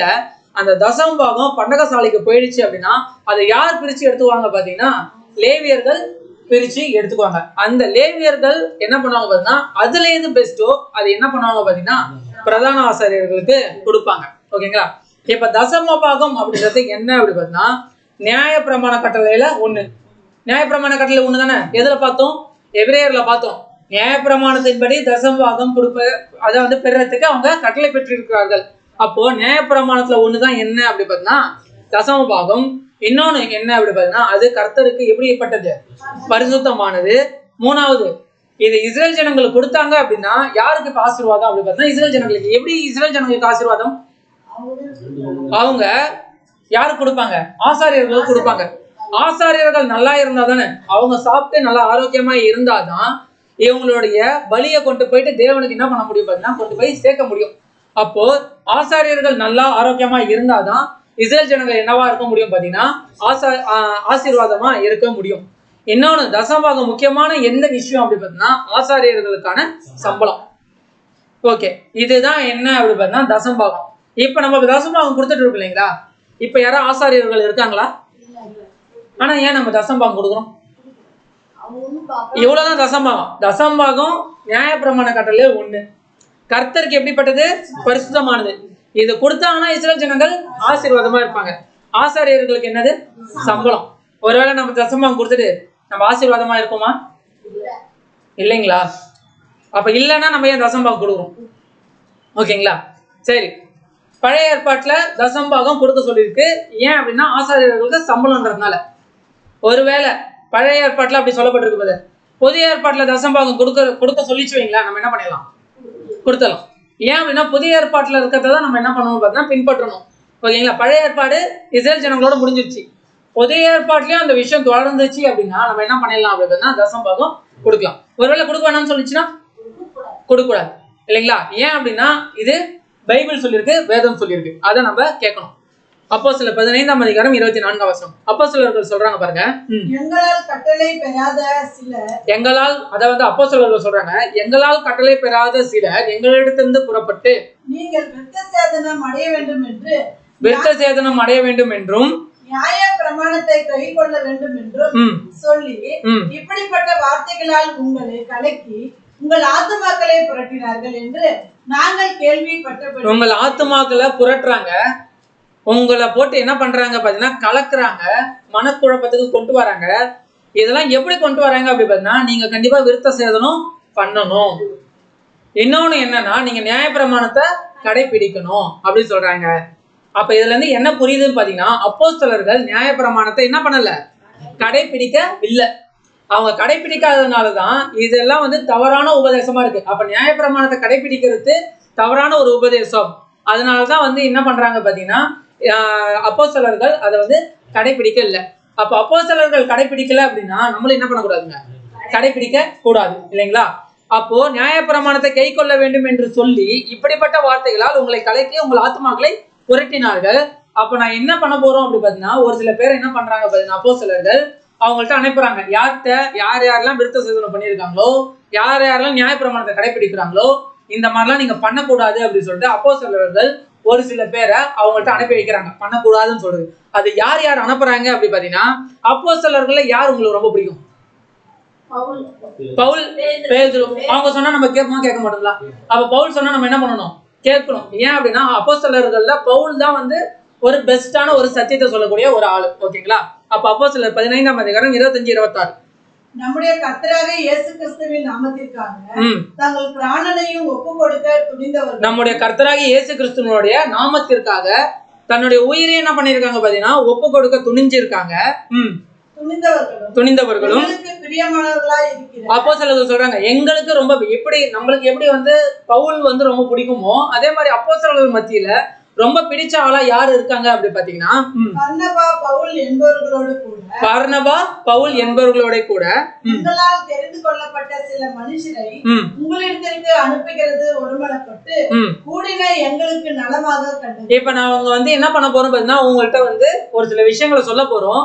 இந்த நியாயப்பிரமாணத்தை கடைபிடிக்க கூடாது, விருத்த சேதனம் பண்றதுன்றது தப்பு, அந்த விஷயத்த நான் உங்கள்கிட்ட சொல்லணும் அப்படின்னும் போது நான் என்ன பண்றேன் பாத்தீங்கன்னா ஒரு சில அப்போஸ்தலர்களை உங்களுக்கு அனுப்புறேன். அந்த அப்போஸ்தலர்கள்ல யார் அனுப்புறேன்னு பாத்தீங்கன்னா பர்னபாவையும் பவுலையும் நான் என்ன பண்ண போறேன் பாத்தீங்கன்னா உங்களுக்கு அனுப்ப போறேன். அவங்க கூட இப்ப யாரையும் சேர்த்து நான் அனுப்புறேன் அப்படி பாத்தீங்கன்னா 27 படிங்க. அந்தபடியே யூதாவையும் சீலாவையும் அனுப்பி இருக்கிறோம். இப்ப யார் யார் போறாங்க? பர்னபா, பவுல், யூதா, சீலா. இவங்க 4 பேருமே அப்போஸ்தலர்கள் எல்லாமே கூடி பேசி இவங்க 4 பேர் போய் சொன்னாங்கன்னா கண்டிப்பா அவங்க என்ன பண்ணுவாங்க, கேட்பாங்கன்னு சொல்லிட்டு இவங்க 4 பேரையுமே அந்த இடத்துல அந்த ஜனங்கள் மத்தியில அனுப்புறாங்க. இவங்க போயிட்டு என்ன சொல்றாங்க அப்படி பாத்தீங்கன்னா உங்களுக்கு அறிவிப்பார்கள், அவர்களுக்கும் அவைகளை வாய்மொழியாக உங்களுக்கு அறிவிப்பார்கள். எவையெனில் என்னென்ன சொல்ல போறாங்க பாத்தீங்கன்னா படைத்தவைகளும் ரத்தத்திற்கும் நெருங்குண்டு செத்தத்திற்கும் வேசித்தனத்திற்கும் நீங்கள் விலகி இருக்க வேண்டும். நீங்க எதெல்லாம் விட்டு இருக்கணும் அப்படி பாத்தீங்கன்னா விக்கிரகங்கள் படைத்ததுக்கு விலகி இருக்கணும். ஓகேங்களா. ரத்தத்துக்கு விலகி இருக்கணும், நெருங்குண்டு செத்ததற்கு விலகி இருக்கணும், வேசித்தனம் பண்ணிடுறதுக்கு நீங்க என்ன பண்ணணும், விலகி இருக்கணும். இவ்வளவு போதும். இது இந்த மட்டும் நீங்க விலகி இருந்தா போதும். அடுத்தபடிங்க இவைகள் எல்லாம் பாரமான வேறொன்றையும் உங்கள் மேல் சுமத்தாமல் இருப்பது பரிசுத்த ஆவிக்கும் எங்களுக்கும் நலமாக கண்டது. அவசியமான இவைகளில் இல்லாமல் அதான் வந்து இந்த மேல இருக்கிறத விட்டுட்டு மீதி பாரமான எதையும் நீங்க என்ன பண்ணாதீங்க, சுமக்க தேவையில்லை. அப்படின்னா என்ன சொல்ல வராங்க அப்படி பார்த்தீங்கன்னா நீங்க நியாயப்பிரமாணத்தை கடைபிடிக்கணும்ன்றது ரொம்ப பாரமான ஒரு விஷயம்.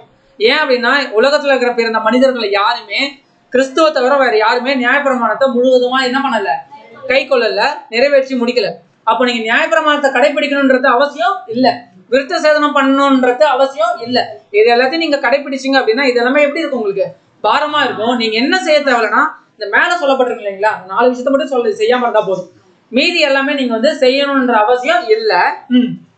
இவைகளுக்கு விலகி நீங்கள் உங்களை காத்துக் கொள்வது நலமாய் இருக்கும், சுகமாய் இருப்பீர்கள் என்று எழுதினார்கள். இப்ப இது எல்லாமே யார் போய் சொல்றாங்க அப்படி பார்த்தா அப்போஸ்தலர்கள் போய் சொல்றாங்க, நீங்க நியாயப்பிரமாணத்தை கடைபிடிக்கிறது அவசியம் இல்ல, நீங்க நியாயப்பிரமாணத்தை என்ன பண்ண தேவையில்ல அப்படி பார்த்தா கடைபிடிக்க தேவையில்ல.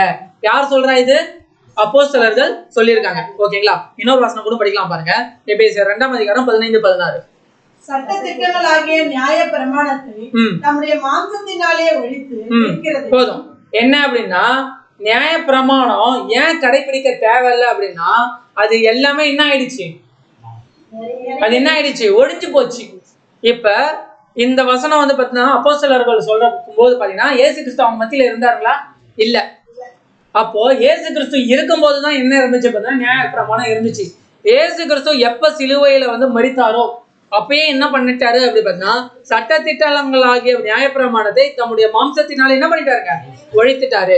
இன்னொரு வசனம் கூட படிக்கலாம் பாருங்க. கொலோசியர் 2:14-16. நமக்கு எதிரடையாகவும் கட்டளைகளால் நமக்கு விரோதமாகவும் இருந்த கையெழுத்தை கையெழுத்துனா என்னதுங்க?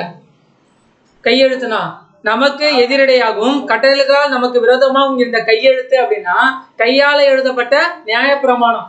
கையால தானே எழுதினாரு தேவன், தன்னோட கைகளாலே கற்பலகைகளை எழுதி கொடுத்தாரு இல்லைங்களா, கட்டளைகள் நியாயப்பிரமாணத்தெல்லாம். அப்போ கட்டளைகளால் நமக்கு விரோதமாகவும் இருந்த கையெழுத்தை குலைத்து நடுவில் இருந்து இராதபடிக்கு எடுத்து சிலுவையின் மேல என்ன பண்ணிட்டாருங்க தேவன் இயேசு கிறிஸ்து மூலமா ஆணி அடிச்சு அது இனிமேட்டு என்ன இல்லை அப்படின்னா உங்க நடுவுல நியாயப்பிரமாணத்தை இல்ல. ஏன் அப்படின்னா அதை யார் கடைபிடிச்சு முடிச்சுட்டாருங்க, ஆண்டவரை இயேசு கிறிஸ்து கடைபிடிச்சு முடிச்சதுனால நீங்க நியாயப்பிரமாணத்தை கடைபிடிக்கணும்ன்ற அவசியம் இல்ல. துரைத்தனங்களையும் அதிகாரங்களையும் குறித்து கொண்டு வெளியரங்கமான கோலமாக்கி அவைகள் மேல் சிலுவையிலே வெட்டி எல்லாத்தையும் முடிச்சு அவர் என்ன பண்ணிட்டாரு பார்த்தா வெற்றியா அவர் என்ன பண்ணாரு பார்த்தா சக்சஸ் ஆயிட்டாரு சிலுவையில. நிறைய பேர் சொல்லுவாங்க இயேசு கிறிஸ்து மரிச்சதுனால அவர் வாதியில மரிச்சிட்டாரு, தோல்வி ஆயிட்டாரு அப்படின்னு. ஆனா அவர் உலகத்தையே என்ன பண்ணிட்டாரு பார்த்தா ஜெயிச்சுட்டாரு, எல்லா நியாயப்பிரமாணத்தையும் கடைபிடிச்சிட்டாரு. அந்த நியாயப்பிரமாணத்தை ஃபுல்லா கடைபிடிச்சு இதுக்கப்புறம் நியாயப்பிரமாணத்தை யாரும் கடைபிடிக்க வேணாம் அப்படின்றதுனால அவர் என்ன பண்ணிட்டாரு பார்த்தா சிலுவையில அவர் கையை எப்ப ஆணி அடிச்சாங்களோ, கைகளையும் காலையும் ஆணி அடிச்சாங்களோ அப்பயே நியாயப்பிரமாணத்தையும் என்ன பண்ணிட்டாரு பார்த்தீங்கன்னா ஒழித்து விட்டார். ஆகையால் போஜனத்தையும் பானத்தையும் குறித்தாவது பண்டிகை நாளையும் மாத பிறப்பையும் ஓய்வு நாட்களையும் குறித்தாவது ஒருவன் உங்களை குற்றப்படுத்தாது இருப்பான். அப்படின்னா என்ன அப்படின்னா இந்த பண்டிகை நாள், மாத பிறப்பு, ஓய்வு நாள்லாம் எதுல சொல்லப்பட்டது? நியாயப்பிரமாணத்துல ஒன்னா தேவன் என்ன பண்ண சொல்றாருன்னா இஸ்ரேல் ஜனங்களை நீங்க ஓய்வு நாள் என்ன பண்ணணும், ஆசரிக்கணும், மாத பிறப்பு என்ன பண்ணணும், கொண்டாடணும், பண்டிகை நாள் என்ன பண்ணணும், கொண்டாடணும் சொல்லிட்டு தேவன் சொல்லியிருந்தாரு. யாருக்கு? இஸ்ரேல் ஜனங்களுக்கு நியாயப்பிரமாணம் சொல்லியிருந்தாரு. இதுக்கப்புறம் நீங்க என்ன பண்ணக்கூடாது, பண்டிகையை கொண்டாடக்கூடாது, மாத பிறப்பு கொண்டாடக்கூடாது, ஓய்வு நாள் ஆசரிக்க கூடாதுன்னு சொல்லிட்டு என்ன பண்ணிருக்காரு பாத்தீங்கன்னா அந்த நியாயப்பிரமாணத்தை ஃபுல்லாவே இவர் என்ன பண்ணிட்டாரு பாத்தீங்கன்னா ஒழித்து விட்டார். ரோமர் 7:5-6 படிங்க.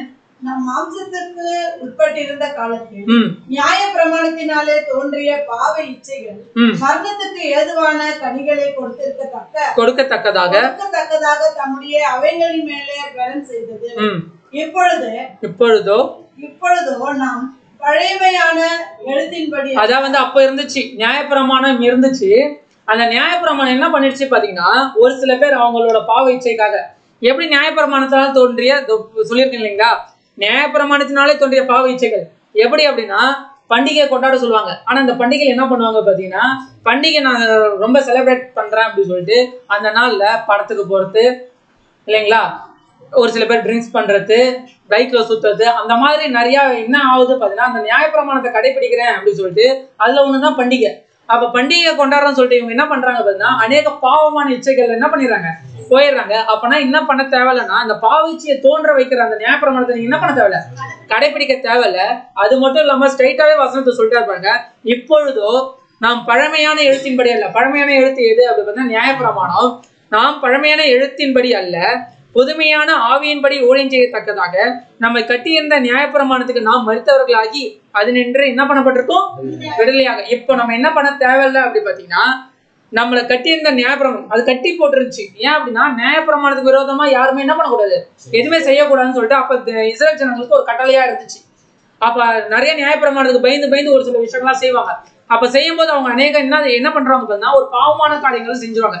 எப்பயுமே வந்து ஒரு சட்டம்னு ஒண்ணு இருந்தா அதுல ஒரு ஓட்டையை கண்டுபிடிப்பாங்க நம்ம ஆளுங்க. இந்த சட்டத்தை வச்சு இந்த ஓட்டையை கண்டுபிடிச்சு அதுல ஏதாவது ஒண்ணு பண்ணுவாங்க. அதே மாதிரிதான் நியாயப்பிரமாணத்துல ஏதாவது ஒரு ஓட்டையை கண்டுபிடிச்சு என்ன பண்ணுவாங்க பார்த்தீங்கன்னா ஏதாவது ஒரு பாவத்தை செஞ்சுருவாங்க. பண்டிகையை தானே கொண்டாட சொல்லியிருக்கு, பண்டிகையை வந்து இப்படிதான் கொண்டாடணும் சொல்லப்பட்டிருக்கல அப்படின்னு சொல்லிட்டு அவங்க என்ன பண்ணுவாங்க பார்த்தீங்கன்னா அநேக பாவமான காரியங்களுக்கு போயிடுவாங்க. அப்போ நியாயப்பிரமாணத்தை நம்ம கடைபிடிக்கணும்ன்ற அவசியம் இல்லை. நியாயப்பிரமாணத்துக்கு நாம் மறித்தவர்களாகி அது நின்று என்ன பண்ணப்பட்டிருக்கோம் அப்படின்னா விடுதலை ஆக்கப்பட்டிருக்கோம்.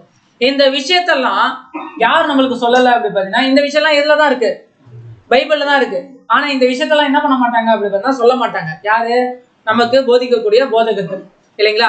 அப்ப போதகர்கள் இந்த விஷயத்தெல்லாம் சொல்ல மாட்டாங்க. எப்பயுமே என்ன சொல்லுவாங்க அப்படி பார்த்தீங்கன்னா கொடுங்கள் அப்பொழுது உங்களுக்கு கொடுக்கப்படும், நிறைய கொடுங்க அப்படின்னு சொல்லிட்டு இந்த வசனத்தையே தான் அவங்க என்ன பண்ணுவாங்க பார்த்தீங்கன்னா திரும்ப சொல்லுவாங்களே தவிர நியாயப்பிரமாணத்துல ஒண்ணுதான் தசமபாகம். தசமபாகம் வந்து என்ன பண்ண தேவையில்லைன்னா கொடுக்க தேவையில்லை. ஏன் கொடுக்க தேவையில்லை? ஏன் அப்படின்னா நியாயப்பிரமாணத்தை நம்ம என்ன பண்ண தேவையில்லை, கடைபிடிக்க தேவை இல்லை. இப்ப சொல்லுங்க, தசமபாகம் கொடுக்கலாமா வேணாமா? கொடுக்க தேவையில்லை, கொடுக்கவும் கூடாது, கொடுக்கவும் தேவையில்லை. ஏன் தசமபாகம் கொடுக்க தேவையில்லை அப்படின்னா அது அப்போ யாருக்கு கொடுக்கப்பட்டுச்சு? ஆசாரியர்களுக்கு சம்பளமா கொடுக்கப்பட்டுச்சு. அப்போ ஆசரிப்பு கூட இருந்துச்சு, தேவனுக்காக வேலை செஞ்சாங்க. இப்ப தேவனுக்காக வேலை செய்யறாங்க இல்ல, அவங்க அவங்களோட ஜீவியத்துக்காக அவங்க என்ன பண்ணிருக்காங்க பார்த்தீங்கன்னா வேலை செஞ்சுக்கிறாங்க.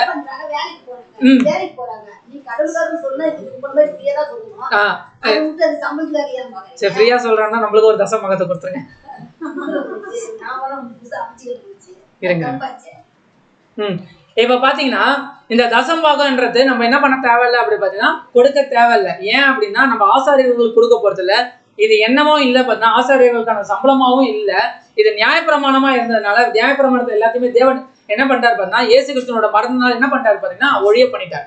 ஓகேங்களா? இது எல்லாமே இவங்க என்ன பண்ண மாட்டாங்கன்னா நமக்கு சொல்ல மாட்டாங்க. இது மட்டும் இல்லாம ஒரு சில நிறைய விஷயங்களை மறைப்பாங்க. இப்ப எக்ஸாம்பிளுக்கு அப்படி பாத்தீங்கன்னா மத்தேயு 23:8 படிங்க. ரவி என்று அழைக்கப்படாதீர்கள், கிறிஸ்து ஒருவரே உங்களுக்கு போதகராய் இருக்கிறார், நீங்கள் எல்லாரும் சகோதரராய். எந்த ஒரு சர்ச்சிலேயாவது இந்த வசனத்தை குறிச்சு பேசி நீங்க எங்க பாத்துருக்கீங்களா? பேசினாங்கன்னா என்ன ஆகும்? அவங்களுக்கே பேக் ஃபயர். ஏன் அப்படின்னா கிறிஸ்து ஒருவரே உங்களுக்கு எப்படி இருக்காரு? போதகரா இருக்காரு. நீங்க யாருமே போதகர்னு சொல்லிட்டு கூப்பிடக்கூடாதுன்னு எந்த ஒரு சர்ச்சிலையும் என்ன பண்ண மாட்டாங்க பார்த்தீங்கன்னா பிரசங்கம் பண்ண மாட்டாங்க. பண்ணாங்க அப்படின்னா அவங்கள நீங்க என்ன பண்ண மாட்டீங்க, பாஸ்டர்னு கூப்பிட மாட்டீங்க. போய் பிரதர்னு கூப்பிட்டு பாருங்க, நீங்க தான் என்னன்னு சொல்லுவாங்க, அந்தி கிறிஸ்துன்னு சொல்லுவாங்க. ஏதோ ஒரு அந்தி கிறிஸ்து அம்மைக்கு போயிட்டு இருக்கீங்க, அதனாலதான் நீங்க என்ன பண்றீங்க, ஏன்னா பாஸ்டர்னு சொல்லாம பிரதர்னு சொல்றீங்க. ஆனா ஆக்சுவலா பாஸ்டர் யாரையா சொல்லிருக்காரா? தேவன் ஏசு கிறிஸ்து சொல்லியிருக்காரா? கிறிஸ்து மட்டும் தான் என்னவா இருக்காரு பார்த்தீங்கன்னா போதகரா இருக்காரு. அப்ப நம்ம பாஸ்டர் கூப்பிட்டு ரைட்டா தப்புங்களா? தப்பு. ஓகேங்களா? இன்னொன்னு பாருங்க, மத்தேயு 23:9 பூமியிலே ஒருவனையும் உங்கள் பிதா என்று சொல்லாதீர்கள், பரலோகத்தில் இருக்கிற ஒருவரே உங்களுக்கு பிதாவா இருக்கிறார். நம்மளுக்கு ஃபாதர் யாருங்க? சார், அங்க ஆர்சி சர்ச்சில் நல்லா ஒரு பெரிய அங்கி போட்டுக்கிட்டு கலகலரா துண்டு கட்டிக்கிட்டு வருவார், அவர்தான் ஃபாதர். அப்படிங்களா? பூமியிலேயே ஒருவனையும் உங்கள் பிதா என்று சொல்லாதிருங்கள். அப்ப ஃபாதர் அப்படின்றத அப்பானா நம்ம கூட நம்மளோட மாம்சத்தின் படி வந்தவங்க இல்லை, இது எல்லாமே வந்து அந்த சர்ச்சில். ஓகேங்களா? அவங்கள ஃபாதர்னு கூப்பிடலாமான்னு பார்த்தா அவங்கள ஃபாதர்லாம் கூப்பிடக்கூடாது. நம்மளுக்கு இருக்கிற ஒரே பிதா யாரு அப்படி பார்த்தா பிதாவாகிய தேவன் தான். ஓகேங்களா? மத்தேயு 23:10 நீங்கள் குருக்கள் என்றும் அழைக்கப்படாதீர்கள், கிறிஸ்து ஒருவரே உங்களுக்கு குருவாய் என்னவா இருக்காரு அப்படி பாத்தீங்கன்னா கிறிஸ்து ஒருத்தர் தான் நம்மளுக்கு என்னவா இருக்காருங்க, குருவா இருக்காரு. ஒருவேளை உங்களுக்கு போதகர்னு கூப்பிடணும்னு தோணுதா, யாரை கூப்பிடுங்க? கிறிஸ்துவ கூப்பிடுங்க. குருன்னு யாரையா கூப்பிடணும்னு தோணுதா? பிரதர் இல்ல என்னாலாம் அவர் வந்து குருன்னு என் வாயில இருந்து வராம இருக்கே இருக்காது, நான் டெய்லியுமே யாரையாவது போதகர்னு கூப்பிடணும் அப்படின்னு தோணுதா? கிறிஸ்துவ கூப்பிடுங்க. பிதானு கூப்பிடணும்னு தோணுதா? யார் கூப்பிடணும்? தேவனை கூப்பிடணும். அதை போய் கிறிஸ்துவ கூப்பிடாதீங்க. ஓகேங்களா? தேவனை கூப்பிடணும். குருன்னு கூப்பிடணும்னு தோணுதா? யாரை கூப்பிடணும்? கிறிஸ்துவ கூப்பிடணும். ஓகேங்களா? ஒரு சில பாஸ்டர்லாம் என்ன பண்ணுவாங்க அப்படி பார்த்தீங்கன்னா பக்கத்துல ரெவரண்ட்னு போட்டுக்குவாங்க. ரெவரண்ட்னா என்ன மீனிங் தெரியுங்களா? ரெவரண்ட்னா என்னதுங்க? பாஸ்டர்னா ஒரு இதுவும் அவங்களுக்கும் மேலதான் ரெவரண்டாம். ரெவரண்ட்னா என்ன தெரியுங்களா? அனைத்து மகிமைக்கும் கனத்திற்கும் உரியவர் ஆகிய அப்படின்னு ஒரு அர்த்தம். அனைத்து மகிமைக்கும் கனத்திற்கும் உரியவர் யாரு? பிதாவாகிய தேவன் தான், இல்லைங்களா? ஆனா அவங்க என்ன பண்றாங்க பாத்தீங்கன்னா ஒரு சாதாரண மனுஷன் ரெவரண்ட் போட்டுக்குவாரு. அப்ப எல்லா கனத்துக்கும் மகிமைக்கும் உரியவர் யாரு? நான் தான் அப்படின்ற மாதிரி அவர் என்ன பண்றாரு பாத்தீங்கன்னா கொண்டு வந்து வச்சிருவாரு. பார்த்துருக்கோம் இல்லைங்களா? Reverend Peter, Reverend John, Reverend Paul அப்படின்னு சொல்லிட்டு நிறைய பேர் இருப்பாங்க இல்லைங்களா? அப்ப அவங்க எல்லாமே அவங்களே என்ன பண்ணிக்கிறாங்க பாத்தீங்கன்னா, தன்னைத்தானே என்ன பண்ணிருக்காங்க, மகிமைப்படுத்திக்கிறாங்க. அப்ப மகிமைப்படுத்தக்கூடிய ஒரே ஒருத்தர் யாரு அப்படி பார்த்தீங்கன்னா, தேவனை மட்டும் தான் நம்ம மகிமைப்படுத்தோம், கிறிஸ்துவ மகிமைப்படுத்தலாம்.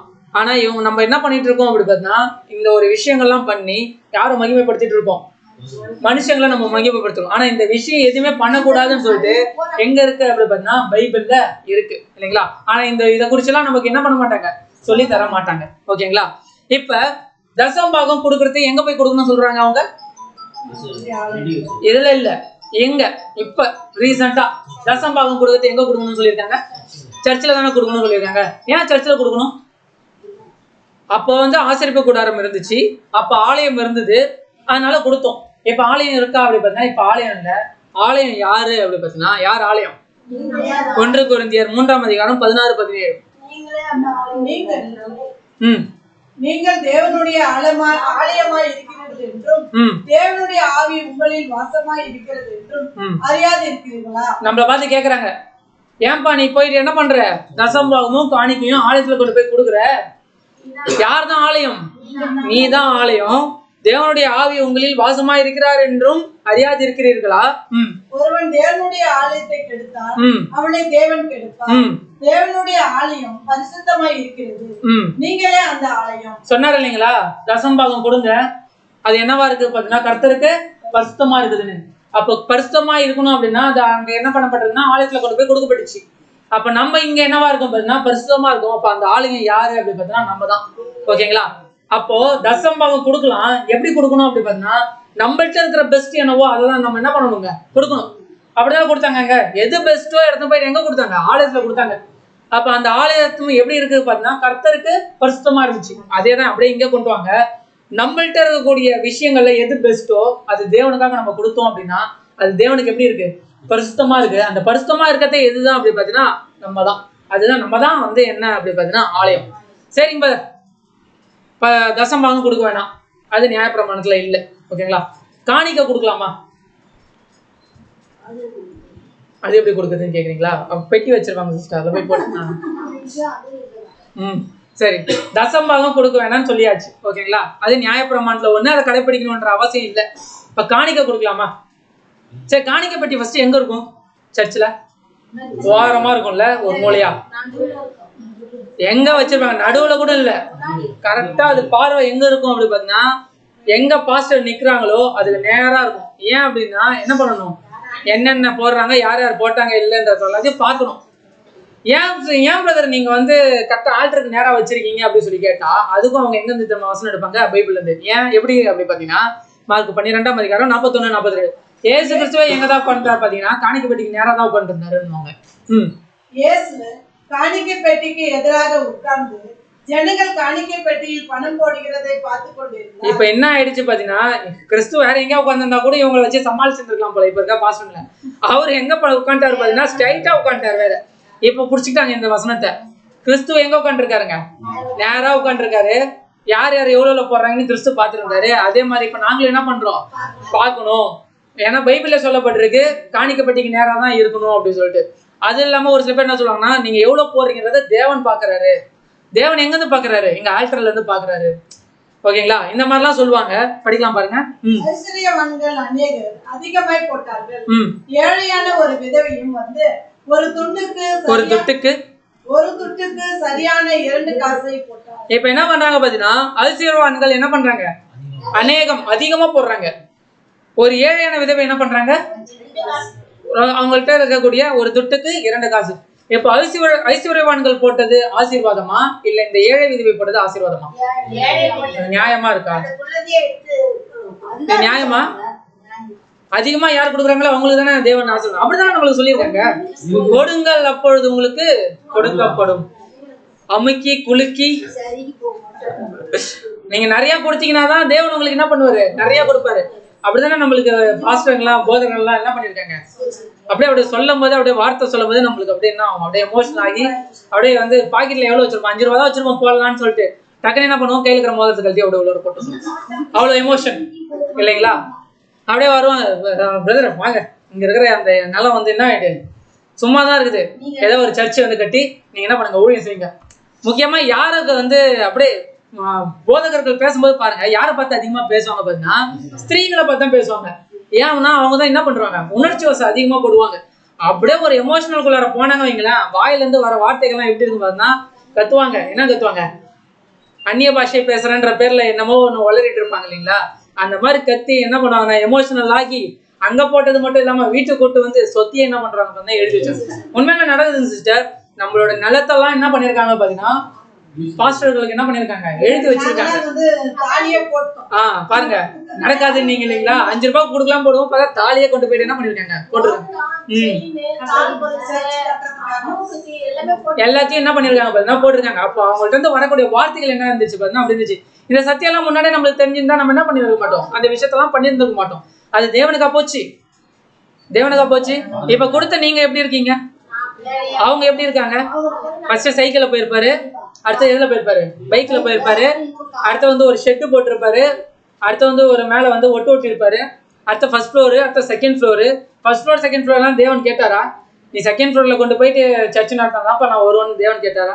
நீ கார்ல வந்து இறங்கி பிரசங்கம் பண்ணாதான் வந்து நான் வந்து இந்த மக்களுக்கு எல்லாம் ஆசீர்வாதம் பண்ணுவேன்னு தேவன் சொன்னாரா?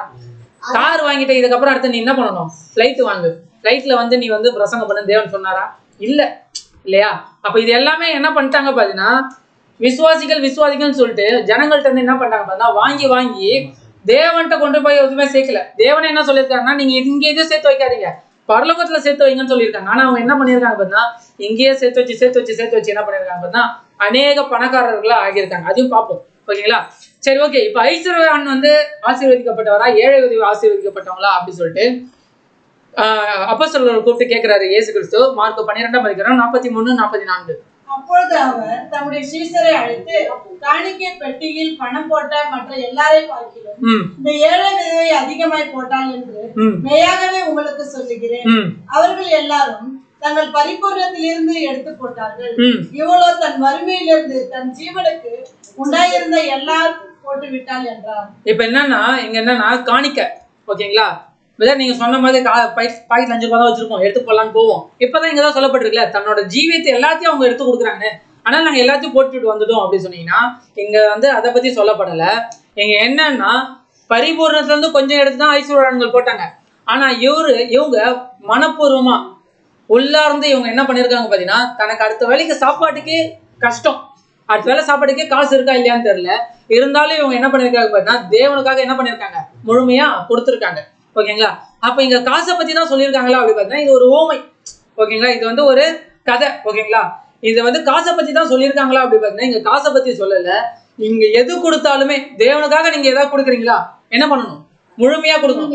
இப்ப 1.5 மணி நேரம் உட்காந்து நீங்க சப்ஜெக்ட் கேட்கிறோமா, முழுமையா தேவனுக்காக கொடுக்கணும். இப்ப போன வாரம் எத்தனை மணி நேரம், கிட்டத்தட்ட 5 மணி நேரம் 6 மணி நேரம், அது எல்லாத்தையும் தேவனுக்காக நம்ம என்ன பண்ணணும் பார்த்தீங்கன்னா முழுமையா கொடுத்தோம். மற்ற ப்ரோக்ராம் அது இதுன்னு எது வேணா இருந்திருக்கலாம், எல்லாத்தையும் நம்ம விட்டுட்டு தேவனுக்காக வந்து இந்த சத்தியத்துக்காக நம்ம நிக்கிறோம் இல்லைங்களா, கொடுக்குறோம் இல்லைங்களா? அதுதான் தேவன் என்ன சொல்றாரு பார்த்தா தன்னுடைய எவ்வளோ தன் வறுமையிலிருந்து தன் ஜீவனத்துக்கு உண்டான எல்லாவற்றிலும் என்ன பண்ணிட்டாங்க பார்த்தா போட்டுட்டாங்க. இதுதான் என்ன அப்படி பார்த்தா உண்மையான ஜீவ பலி கொடுக்குறோம் இல்லைங்களா, அது ஜீவ பலியா என்ன எப்படி கொடுக்கணும் அப்படி பார்த்தீங்கன்னா முழுமையா நம்ம கொடுக்கும்போது தான் அது பேர் என்னவா மாறுது அப்படி பார்த்தா ஜீவ பலி. ரோமர் 12:1 அப்படி இருக்க சகோதரரே, நீங்கள் உங்கள் சரீரங்களை பரிசுத்தமும் தேவனுக்கு பிரியமான ஜீவ பலியாக ஒப்புக் கொடுக்க வேண்டும் என்று தேவனுடைய இரக்கங்களை முன்னிட்டு உங்களை வேண்டிக் கொள்கிறேன். இதுவே நீங்கள் செய்யத்தக்க புத்தியுள்ள எது அப்படின்னா ஜீவ பலியாக நம்ம எப்போ ஒப்பு கொடுக்கிறோமோ அதுதான் என்ன அப்படி பார்த்தா நம்ம செய்யக்கூடிய புத்தி உள்ள ஆராதனை, ஓகேங்களா? அப்ப ஜீவ பலியா கொடுக்கணும் அப்படின்னா நம்ம ஜீவ பலினா எதெல்லாம் சொல்லலாம், எதெல்லாம் ஜீவ பலி? பணம் மட்டும்தான் ஜீவ பலியா? ஜீவபலின்னா நம்ம ஜீவன் வாழ்றதுக்கு தேவையான எந்தெந்த விஷயம் நம்மளுக்கு இருக்கோ அது எல்லாத்தையுமே நம்ம தேவனுக்காக கொடுக்குறோம் இல்லைங்களா, அதுதான் ஜீவபலி. நேரம் நம்ம சொன்னோம் இல்லைங்களா, இப்போ 1.5 மணி நேரம் நம்ம என்ன பண்ணிட்டு இருக்கலாம், மற்றவங்கள மாதிரி மற்ற கிறிஸ்தவர்கள் மாதிரி நம்ம மாட்டு வெளியில போயிருக்கலாம், பார்க்கு எங்கேயாவது நம்ம போயிருக்கலாம், மூவி அப்படி இப்படின்னு நம்ம எங்கேயா போயிருக்கலாம். ஆனா அந்த நேரத்தை என்ன பண்ணிருக்கோம், தேவனுக்காக கொடுத்துருக்கோம். தாளந்து நமக்கு இப்ப பைபிள் படிக்கக்கூடிய தாளந்து இருக்கா, அது தேவனுக்காக கொடுக்குது. இப்ப நம்ம பாட்டு பாடக்கூடிய தாளந்து இருக்கா, அது தேவனுக்காக முழுமையா கொடுக்கறது இல்லைங்களா. செல்வம் நமக்கு வந்து இருக்கா, நம்மளால அமௌண்ட் இருக்கா, நம்மளால கொடுக்க முடியும்னு தோணுதா, தேவனுடைய ஊழியத்துக்காக நம்ம என்ன பண்ணலாம் பார்த்தீங்கன்னா கொடுக்கலாம். அதுக்காக ஒரு பிரதர் வந்து கஷ்டப்படுறாரு, பிரதர்னா அந்த பாஸ்டர் கஷ்டப்படுறாரு அதனால அவருக்கு கொடுக்குறேன், அப்பெல்லாம் இல்லை.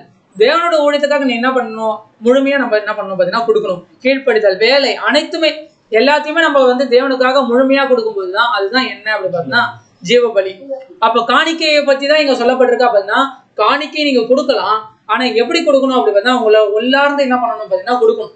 அது தேவனுடைய ஊழியத்துக்காக நம்ம என்ன பண்ணணும் அப்படி பார்த்தீங்கன்னா கொடுக்கணும். 2 கொரிந்தியர் 9:7 व्यसனமா கொடுக்க கூடாது. ஐயோ என்னடா இது ஞாயிற்றுக்கிழமை ஆனாலே இவங்க வேற 100 ரூபாய் போடலன்னா இந்த பாஸ்ட் வேற ஏதாவது சொல்லுவாரு அப்படி சொல்லிட்டு இருந்து போயிட்டு என்ன பண்ணணும் பார்த்தீங்கன்னா அவர் பாக்குற மாதிரியே 100 ரூபாய் தாள் இருந்து போயிட்டு அப்படியே பாக்குற மாதிரியே போறது இல்லைங்களா. ரொம்ப व्यसனப்பட்டு நம்ம என்ன பண்ணக்கூடாதுன்னா கொடுக்க கூடாது. அவனவன் விசனமாயும் அல்ல கட்டாயமாயும் அல்ல மனதில் நியமித்தபடி கொடுக்க கடவான். உற்சாகமாய் கொடுக்கிறவன் எடுத்து தேவன் பிரியமாய் இருக்கிறார். அப்ப கொடுக்கறதுனா இங்க எந்த ஒரு இடத்துலயுமே காணிக்கை பத்தி சொல்லப்பட்டிருக்கா? நீங்க பணத்தை வந்து விசனமாயும் அல்ல கட்டாயமாயும் அல்லன்னு பணம் பத்தி சொல்லப்பட்டிருக்கா? தேவனுக்காக கொடுக்கிற எல்லா விஷயத்தையுமே நம்ம என்ன பண்ணக்கூடாதுன்னா ஐயோ இந்த கிளாஸ்க்கு போயே தான் ஆகணுமா அப்படின்னு व्यसனத்தோட நம்ம வரக்கூடாது. கட்டாயமாவையும் நம்ம என்ன பண்ணக்கூடாதுன்னா வரக்கூடாது. ஓகேங்களா. தன் மனதில் நியமித்தபடியே கொடுக்க கடவுள். அப்ப தேவனுக்காக நம்ம இந்த நேரத்தை கொடுக்கணும்னு தோணு இருக்கா? அப்ப நம்ம என்ன பண்ணணும் பார்த்தீங்கன்னா கொடுக்கணும். உற்சாகமாய் கொடுக்கிறவன் இடத்தில் தேவன் எப்படி இருக்காங்க? பிரியமா இருக்காரு. ஒருவேளை இப்ப நம்ம சப்ஜெக்ட் ஸ்டார்ட் பண்ணோம் இல்லைங்களா, எப்பொழுது தான் நடந்துருக்கு, ஜனவரில இருந்து நடந்துருக்கு. யாராவது பிரதர்ஸுங்க நாங்க யாராவது இல்லை சிஸ்டருங்க யாராவது ஒரு ரூபாவது உங்கள்கிட்ட கேட்டிருப்போமா? காணிக்க இல்ல தசம்பாகம் கொடுங்க காணிக்க கொடுங்கன்னு ஏதாவது ஒரு ரூபாவது கேட்டிருப்போமா? கேட்டது இல்லை இல்லைங்களா. அப்போ இந்த ஊழியத்தெல்லாம் எப்படி நடத்துறாங்க அப்படின்னு உங்களுக்குள்ளாரே ஒரு சில சந்தேகம் வந்துடும் இல்லைங்களா. எப்படி இவங்க வந்து நம்மள்ட்ட இருந்து 1 ரூபாய் கூட வாங்கல, எப்படி இந்த ஊழியத்தெல்லாம் நடத்துறாங்க அப்படின்னு கண்டிப்பா வந்து என்ன பண்றாங்கன்னா சந்தேகம் வந்துருக்கும். அப்போ அவங்க வேலை செஞ்சு அதுல வரக்கூடிய சம்பாரணனால அவங்க என்ன பண்றோம் அப்படி பாத்தீங்கன்னா இந்த ஒரு ஊழியத்தை என்ன பண்றோம் பாத்தீங்கன்னா நடத்திட்டு இருக்கோம். எல்லாருமே அப்படிதான். தேவனுடைய ஊழியத்தை செய்யறவங்க எல்லாருமே என்ன பண்ணணும் பாத்தீங்கன்னா அவங்கவுங்க சம்பாரணனால. இப்ப அப்போஸ்தலர் கூட என்ன பண்ணியிருக்காரு பாத்தீங்கன்னா அநேக இடங்களுக்கு ஊழியம் செஞ்சுட்டு ஊழியத்துக்கு பிரயாணப்பட்டு போயிருக்காரு. யார்ட்டையுமே என்ன பண்ண மாட்டார் பாத்தீங்கன்னா 1 ரூபாய் கூட வாங்க மாட்டார். ஊழியத்துக்காக கொடுக்குற யார்ட்டையுமே வாங்க மாட்டார். அவர் என்ன பண்ணுவார் பார்த்தீங்கன்னா அவர் கூட பின்ற தொழில் வந்து அந்த ஆக்கிலா பிஸ்கலான்றவங்க பண்ணுவாங்க, டென்ட் போடுவாங்க. அவங்க செய்யக்கூடிய ஊழியம் அவங்க கூட இவர் ஹெல்ப் பண்ணி தன்னோட கை பிரயாசனத்தால் இவர் என்ன பண்ணுவார் பார்த்தீங்கன்னா ஊழியங்கள் செஞ்சு அது மூலயமா அவர் என்ன பண்ணுவார் பார்த்தீங்கன்னா வருமானத்தை ஈட்டி ஊழியத்துக்காக செலவு பண்ணுவார். அப்போ எல்லாருமே இந்த ஊழியத்தை செஞ்சு வரவங்க எல்லாருமே யாரோ ஒருத்தவங்க கொடுப்பாங்க அதை வச்சு ஊழியம் செஞ்சுக்கலாம்னு இல்லாம தன்னுடைய வருமானத்தை வச்சு என்ன பண்ணணும் அப்படி பார்த்தீங்கன்னா இந்த ஊழியத்தை செய்யணும். அதுதான் தேவனுக்காக செய்யக்கூடிய ஒரு புத்தியுள்ள ஆராதனை. அதுதான் ஜீவபலி. ஓகேங்களா. 1 தீமோத்தேயு 1:7 இது யாருக்கு இது என்னன்னா இப்ப இருக்க போதகர்களுக்கு தான் சொல்றது என்னன்னு புரியாது. தாங்கள் சொல்லுகிறது என்னதென்றும் தாங்கள் சாதிக்கிறது என்னதென்றும் அறியாது தான் சொல்றது அதாவது எதுக்காக இது வந்து நாங்க பிரசங்கம் பண்றோம் எதுக்காக பண்றாங்க அது அவங்க எதுக்காக பிரசங்கம் பண்றாங்கன்னு தெரியாது, அவங்க எதுக்காக பைபிள் படிக்கிறாங்கன்னு தெரியாது, நிறைய உள்ளார விஷயங்களே தெரியாது. ஆனாலும் அவங்க எப்படி இருப்பாங்க அப்படி பார்த்தீங்கன்னா நியாயப்பிரமாண போதகராக இருக்க விரும்புகிறார்கள். நியாயப்பிரமாண போதகர்னா விசுவாசிகளுக்கு மட்டும்தான் இதை செய்யுங்க இதை செய்யுங்க இதை செய்யாதீங்க இதை செய்யாதீங்க. ஆனா அவங்களுக்குள்ளார என்ன பண்ணிக்க மாட்டாங்கன்னா அவங்க எந்த ஒரு விஷயத்தையும் வந்து அவங்க வந்து கடைபிடிக்கவே மாட்டாங்க. ஆனா விசுவாசிகளுக்கு மட்டும் என்ன பண்ணுவாங்கன்னா எப்பயுமே போதகம் பண்ணிட்டே இருப்பாங்க. அதை செய்யுங்க இதை செய்யுங்க இதை பண்ணுங்க அதை பண்ணுங்க. இப்படி பண்ணி பண்ணி பண்ணி இவங்க என்ன பண்றாங்க பார்த்தீங்கன்னா விசுவாசிகள்ட்ட இருந்து அநேக பணங்களை வாங்கி என்ன பண்றாங்க பார்த்தீங்கன்னா தன்னோட ஜீவியத்தை என்ன பண்ணிக்கிறாங்க அதிகப்படுத்திக்கிறாங்க. ஆனா வெளில இருந்து பாக்குறதுக்கு அப்பா சின்ன ஒரு குடிசையில இருந்த ஒரு சர்ச் இப்ப எப்படி ஆயிடுச்சு பெருசாயிடுச்சு. தேவன் கேட்டாரா நீ குடிசையில நடத்துறியா இல்ல ஃபர்ஸ்ட் ஃப்ளோர்ல நடத்துறியா இல்ல செகண்ட் ஃப்ளோர்ல நடத்துறியா இல்ல 5 ஸ்டார் ஹோட்டல்ல நடத்துறியான்னு சொல்லி தேவன் கேட்டாரா? பைபிள் எங்க கேட்டாரா நீ இங்க இருந்தாதான் வந்து என்னோட ஊழியத்தை செய்யணும்னு? இல்ல. இவங்க இதை வந்து சும்மா கண் துடைப்புக்கு நமக்கு முன்னாடி ஒரு சர்ச் மாதிரி கட்டிட்டு பின்னாடி எவ்வளவு தூரம் சேர்த்து வச்சிருக்காங்க இல்லைங்களா. ஃபார் எக்ஸாம்பிளுக்கு அவர் சைக்கிள்ல போயிட்டு இருப்பாரு, அப்ப நம்ம கார்ல போயிட்டு இருப்போம், நம்ம கொடுப்போம், இவரு பைக்ல போவாரு, அடுத்து நம்ம பைக்ல வந்துருவோம், திரும்பி கொடுப்போம், அவர் கார் வாங்கிடுவாரு, நம்ம பைக்கை வித்து என்ன வாங்கிடுவோம் சைக்கிளை வாங்கிடுவோம், திரும்பி அவர் வந்து காரை வித்து ஃபிளைட் வாங்கிடுவாரு, நம்ம சைக்கிளை வித்து நடந்து போயிட்டு இருப்போம். அப்போ இது ஏறினே போது இவங்க இறங்கினே வராங்க. இது வந்து தேவன் விரும்புறாரா பார்த்தீங்கன்னா இது தேவன் என்ன பண்ணல விரும்பல. ஃபார் எக்ஸாம்பிளுக்கு இதெல்லாம் வந்து பாத்தீங்கன்னா இங்க இருக்க இங்கேயுமே அநேக போதகர்கள் என்னவா இருக்காங்க பார்த்தீங்கன்னா மிகப்பெரிய பணக்காரர்களா இருக்காங்க. எல்லாமே வந்து அவங்க போய் ஏதாவது ஐடி கம்பெனில வேலை செஞ்சாங்களா இல்ல கவர்மெண்ட் ஜாப்ல இருந்தாங்களா இல்ல ஏதாவது பிசினஸ் நடத்தினாங்களா? இல்ல. இது எல்லாமே எங்கன்னு தான் சம்பாதிச்சாங்க பார்த்தீங்கன்னா விசுவாசிகள்ட்ட இருந்து தான் வாங்கியிருக்காங்க. இப்ப இவங்க எல்லாமே வந்து பாத்தீங்கன்னா பிஷப் டேவிட் ஒய்டெப்போ இவரோட நெட்வொர்க் மட்டும் எவ்வளோ அப்படி பார்த்தீங்கன்னா $50 மில்லியன். $1 மில்லியன் அப்படின்னா எவ்வளோ தெரியுங்களா? 1 மில்லியன்னா எவ்வளோங்க? 1000 கோடியில் 1 மில்லியன்னா 10 லட்சம். ஓகேங்களா? அப்போ 50 மில்லியன்னா 50 × 10 லட்சம் எவ்வளோ? 5 கோடி. ஓகேங்களா? 5 கோடி நீங்கள் என்ன பண்ணணும்னா டாலரில் போடணும். $1 எவ்வளோ இருப்பாங்க? 95 ரூபாய். இப்போ அப்போ 5 கோடி × 95 போட்டிங்கன்னா கிட்டத்தட்ட 475 கோடி சொத்து. யாருக்கு? ஒரு பிஷப்க்கு. அவர் ஐடி கம்பெனியில் ஒர்க் பண்ணாரா? ஏதாவது கவர்மெண்ட் ஜாப்ல இருந்தாரா? ஏதாவது பிஸ்னஸ் நடத்துறாரா? எதுவுமே இல்லை. எல்லாமே எங்கன்னு தான் வாங்குது? நம்ம கிட்ட இருந்துன்றத விட முட்டாள், அதாவது முட்டாள்ன்றத விட முட்டாள் ஆக்கின உலக ஜனங்கள்ட்ட இருந்து என்ன பண்ணியிருக்காங்க பார்த்தீங்கன்னா வாங்கியிருக்காங்க. ஓகேங்களா? வாங்கி அவங்களோட நெட்வொர்க் என்ன பண்ணிட்டு இருக்காங்கன்னா ஏற்றிக்கிட்டே போறாங்க. இந்த ஒரு லிஸ்ட் வந்து 2022 எடுத்தது. அப்போ இப்போ என்னதுங்க 4 வருஷம் கழிச்சு 2026. அப்போ இப்போ இவங்களோட சொத்து மதிப்பெல்லாம் எவ்வளோ இருக்கும் இல்லைங்களா? இது டாப் 10. இது எல்லாமே வந்து வெளிநாட்டில் இருக்கிறவங்களுக்கு. வெளிநாட்டில் இருக்கிறவங்க ஃபர்ஸ்ட் வந்து காரை வாங்குவாங்க, ஃப்ளைட்டு வாங்குவாங்க, பங்களா வாங்குவாங்க. இப்படிலாம் இருக்கிறத பார்த்து நம்ம ஊருக்காரங்களுக்கு எப்படி வந்துச்சுன்னா ஆசை வந்துச்சு. அந்த பாசிட்டிவ் பார்த்தீங்களா என்ன வாங்கிட்டாரு? காரில் போய் நின்றவர் என்ன வாங்கிட்டாரு? ஃப்ளைட் வாங்கிட்டாரு. அப்போ நம்மளும் ஃப்ளைட் வாங்குவோம். கேட்குறாங்க ஜனங்களும் என்ன பண்ணுறாங்கன்னா கொடுக்குறாங்க. நான் வந்து காரில் போயிட்டு இருந்தேன், ஃப்ளைட்டில் வரணும்னு எனக்கு ஒரு ஆசை அப்படி சொல்லிட்டு ஒரு பாஸ்டர் கேட்குறாரு. ஓப்பனாகவே கேட்குறாரு. அதுக்கு தேவையான ஃபண்டு வருது. யார்கிட்ட இருந்து அப்படி பார்த்தா அவங்க சபை மக்கள்கிட்ட இருந்து ஃபண்டு வருது. இதெல்லாம் வந்து யோசிச்சு தான் செய்கிறாங்களா இல்லை யோசிக்காமல் செய்கிறாங்களா? ஃப்ளைட்டில் தான் போய் தான் வந்து ஊழியத்தை நடத்தணும் தேவன் கேட்டாரா? இல்லை. ஆனால் வந்து என்ன நடக்குது பார்த்தீங்கன்னா காணிக்கையை கொடுத்து கொடுத்து கொடுத்து கொடுத்து பாஸ்டர்களை என்ன பண்ணிகிட்டே இருக்கிறாங்கன்னா உயர்த்திட்டே இருக்கிறாங்க. பண்ணிட்டு ஒரு சில பேர் புரிஞ்சுட்டு வெளில வரும்போது சொல்லுவாங்க, ஐயோ எவ்வளோ தூரம் நான் என்ன பண்ணிட்டேன், வீணா நான் என்ன பண்ணிட்டேன், காணிக்க தசம்பாகன்னு கொடுத்துட்டு நான் எங்கே வந்து நிற்கிறேன், நான் இப்போ இங்கே வந்து நிற்கிறேன் அப்படின்னு சொல்லிட்டு வந்து நிற்பாங்க இல்லைங்களா? இந்த விஷயம் இப்போ எங்கேயும் நடக்குது அப்படின்னா தமிழ்நாட்டில் பிரபலமாக நடந்துட்டு இருக்குது. ஃபார் எக்ஸாம்பிள் நிறையா சர்ச்சஸ்லாம் இருக்கு இல்லைங்களா? பேர் சொல்ல விரும்பல, இருந்தாலும் நிறைய சர்ச்சஸ்ல இந்த மாதிரிலாம் என்ன பண்ணுதுன்னா நிறைய நடக்குது. யாராவது சைக்கிளில் வர பாஸ்டர் யாராவது பார்த்துருக்கீங்களா? இல்லைங்க பிரதர், இந்த சகோதரர் இந்த பாஸ்டர் வந்து ரொம்ப நல்ல பாஸ்டர், இப்போ வரைக்கும் ரொம்ப கஷ்டப்படுறாரு அப்படின்னு யாராவது பார்த்துருக்கீங்களா? எல்லாம் காரில் தான் வராங்க. காரில் வந்தால் தான் மதிக்கிறாங்க. அப்படியே ரொம்ப அந்த ஒரு பந்தாவோட வருவாங்க. வந்து அப்படியே வந்து அப்படியே இங்கிலீஷ்ல அப்படி இப்படின்னு பேசிட்டு அவங்க மட்டும் போயிடுவாங்க.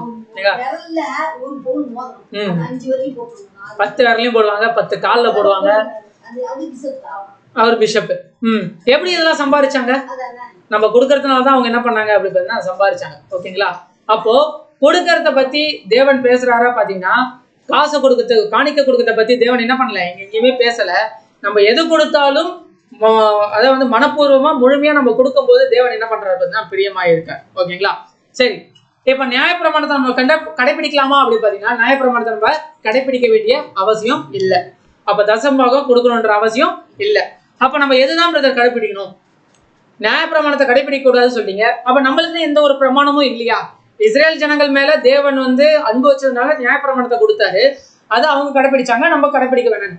அப்ப நம்ம மேலேயும் தேவன் அன்பு வச்சிருக்காருல்ல, அப்ப நம்மளுக்கு ஏதாவது ஒரு பிரமாணத்தை கொடுத்து நம்மள இதை கடைபிடிக்க சொல்லணும்ல. அப்ப என்ன பிரமாணம் நமக்கு இருக்கு அப்படி பார்த்தா ராஜரீக பிரமாணம். அப்ப ராஜரீக பிரமாணம்னா என்ன? யாக்கோபு 2ஆம் அதிகாரம் 8ஆம் வசனம். உன்னிடத்தில் நீ அன்பு கூறுகிறது போல பிறனிடத்திலும் அன்பு கூறுவாயாக என்று வேத வாக்கியம் சொல்லுகிற ராஜரீக பிரமாணத்தை நீங்கள் நிறைவேற்றினால் நன்மை செய்வீர்கள். நம்ம செய்யக்கூடிய ஒரே ஒரு பிரமாணம் என்ன அப்படின்னா ராஜரீக பிரமாணம். அதுதான் என்ன அப்படி பார்த்தீங்கன்னா அன்பின் பிரமாணம். அப்ப அன்பின் பிரமாணம்னா என்ன அப்படின்னா, உன்னிடத்தில் நீ அன்பு கூறுகிறது போல பிறனிடத்திலும் அன்பு கூறுவாயாக. அப்ப நம்ம உலகத்திலே வந்து நம்மளுக்கு பிடிச்ச பர்சன் யாரு அப்படின்னா நம்மளாதான் இருப்போம். நம்மள கேர் பண்ணிக்கிற மாதிரி மற்றவங்களை யாருமே வந்து நம்ம என்ன பண்ண மாட்டோம் பார்த்தீங்கன்னா கேர் பண்ணிக்க மாட்டோம்.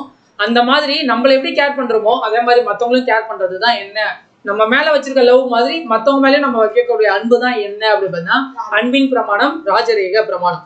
அப்ப நியாய பிரமாணம் யாருக்கு அப்படி பார்த்தா மாம்சீக இஸ்ரேலுக்காக தேவன் கொடுத்தது. மாம்சீக இஸ்ரேல் ஜனங்களுக்காக தேவன் கொடுத்தது தான் என்ன அப்படி பார்த்தா நியாய பிரமாணம். அது அவங்க கடைபிடிக்கிறாங்க, கடைபிடிக்கல. ஓகேங்களா? அது முடிஞ்சிருச்சு. அப்ப நமக்கு என்ன கொடுத்திருக்காரு பார்த்தா ராஜரீக பிரமாணம். அதுதான் என்ன அப்படி பார்த்தா அன்பின் பிரமாணம். ஆவிக்குரிய இஸ்ரவேலாக இருக்கிற நமக்கு கொடுத்திருக்க ஒரே ஒரு பிரமாணம் அன்பின் பிரமாணம். ஓகேங்களா? இப்ப பாத்தீங்கன்னா ஒரு வசனத்தை எடுத்து வச்சுக்குவாங்க. எது அப்படி பாத்தீங்கன்னா லூக்கா 6ஆம் அதிகாரம் 38ஆம் வசனம். கொடுங்கள் அப்போது உங்களுக்கு கொடுக்கப்படும். காணிக்கை பெட்டி மேல பெருசா இருக்கும், கொடுங்கள் அப்பொழுது உங்களுக்கு கொடுக்கப்படும். இது எதுக்காக தேவன் சொல்லியிருக்காருன்னே தெரியாம என்ன பண்ணிருப்பாங்க, எழுதியிருப்பாங்க. அமுக்கி குலுக்கி சரிந்து விழும்படி நன்றாய் அளந்து உங்கள் மடியிலே போடுவார்கள். நீங்கள் அந்த அளவினால் அளக்கிறீர்களோ அந்த அளவினால் உங்களுக்கு அளக்கப்படும் என்றார். அப்படியே சொல்வார், கொடுங்கள் அப்பொழுது உங்களுக்கு கொடுக்கப்படும். எந்த அளவினால் நீங்கள் அளக்கிறீர்களோ அந்த அளவினால் உங்களுக்கு அளக்கப்படும். அப்ப நீங்க எவ்வளவு கொடுக்குறீங்களோ அவ்வளவு தேவன் என்ன பண்ணுவாரு, உங்களுக்கு கொடுப்பாரு. அமுக்கி குலுக்கி சரிந்து விழும்படி உங்க மடியில கொண்டு வந்து கொட்டுவாரு அப்படின்னு சொல்லிட்டு சொல்லும் போது நம்மளுக்கு என்ன அப்படியே நிறமை இங்க இருந்து இது வரைக்கும் ஏறும். உடைச்சிட்டு போய் நம்ம என்ன பண்றோம் அப்படி பார்த்தா நம்ம இருக்கிற எல்லாத்தையும் கொடுத்துருவோம். சரி, இது எதுக்காக சொல்லிருக்காரு, இங்க எங்க பணம் எங்க வந்திருக்கா இல்ல. இந்த ஒரு வசனத்தை மட்டும் புரிச்சுக்கோங்க. எப்பயுமே நம்ம ஒரு வசனத்தை படிக்கிறோம் அப்படின்னா அதை புரிஞ்சுக்கணும் அப்படின்னா ஒண்ணு முன்னாடி வசனத்தை படிக்கணும், இல்லைன்னா அதுக்கு அடுத்து வரக்கூடிய வசனத்தை படிக்கணும். அப்ப இதுக்கு முன்னாடி வரக்கூடிய வசனத்தை படிச்சோம் அப்படின்னா நம்மளுக்கு புரியும். லூக்கா 6ஆம் அதிகாரம் 35ஆம் வசனம். உங்கள் சத்துருக்களை சிநேகியுங்கள், நன்மை செய்யுங்கள்.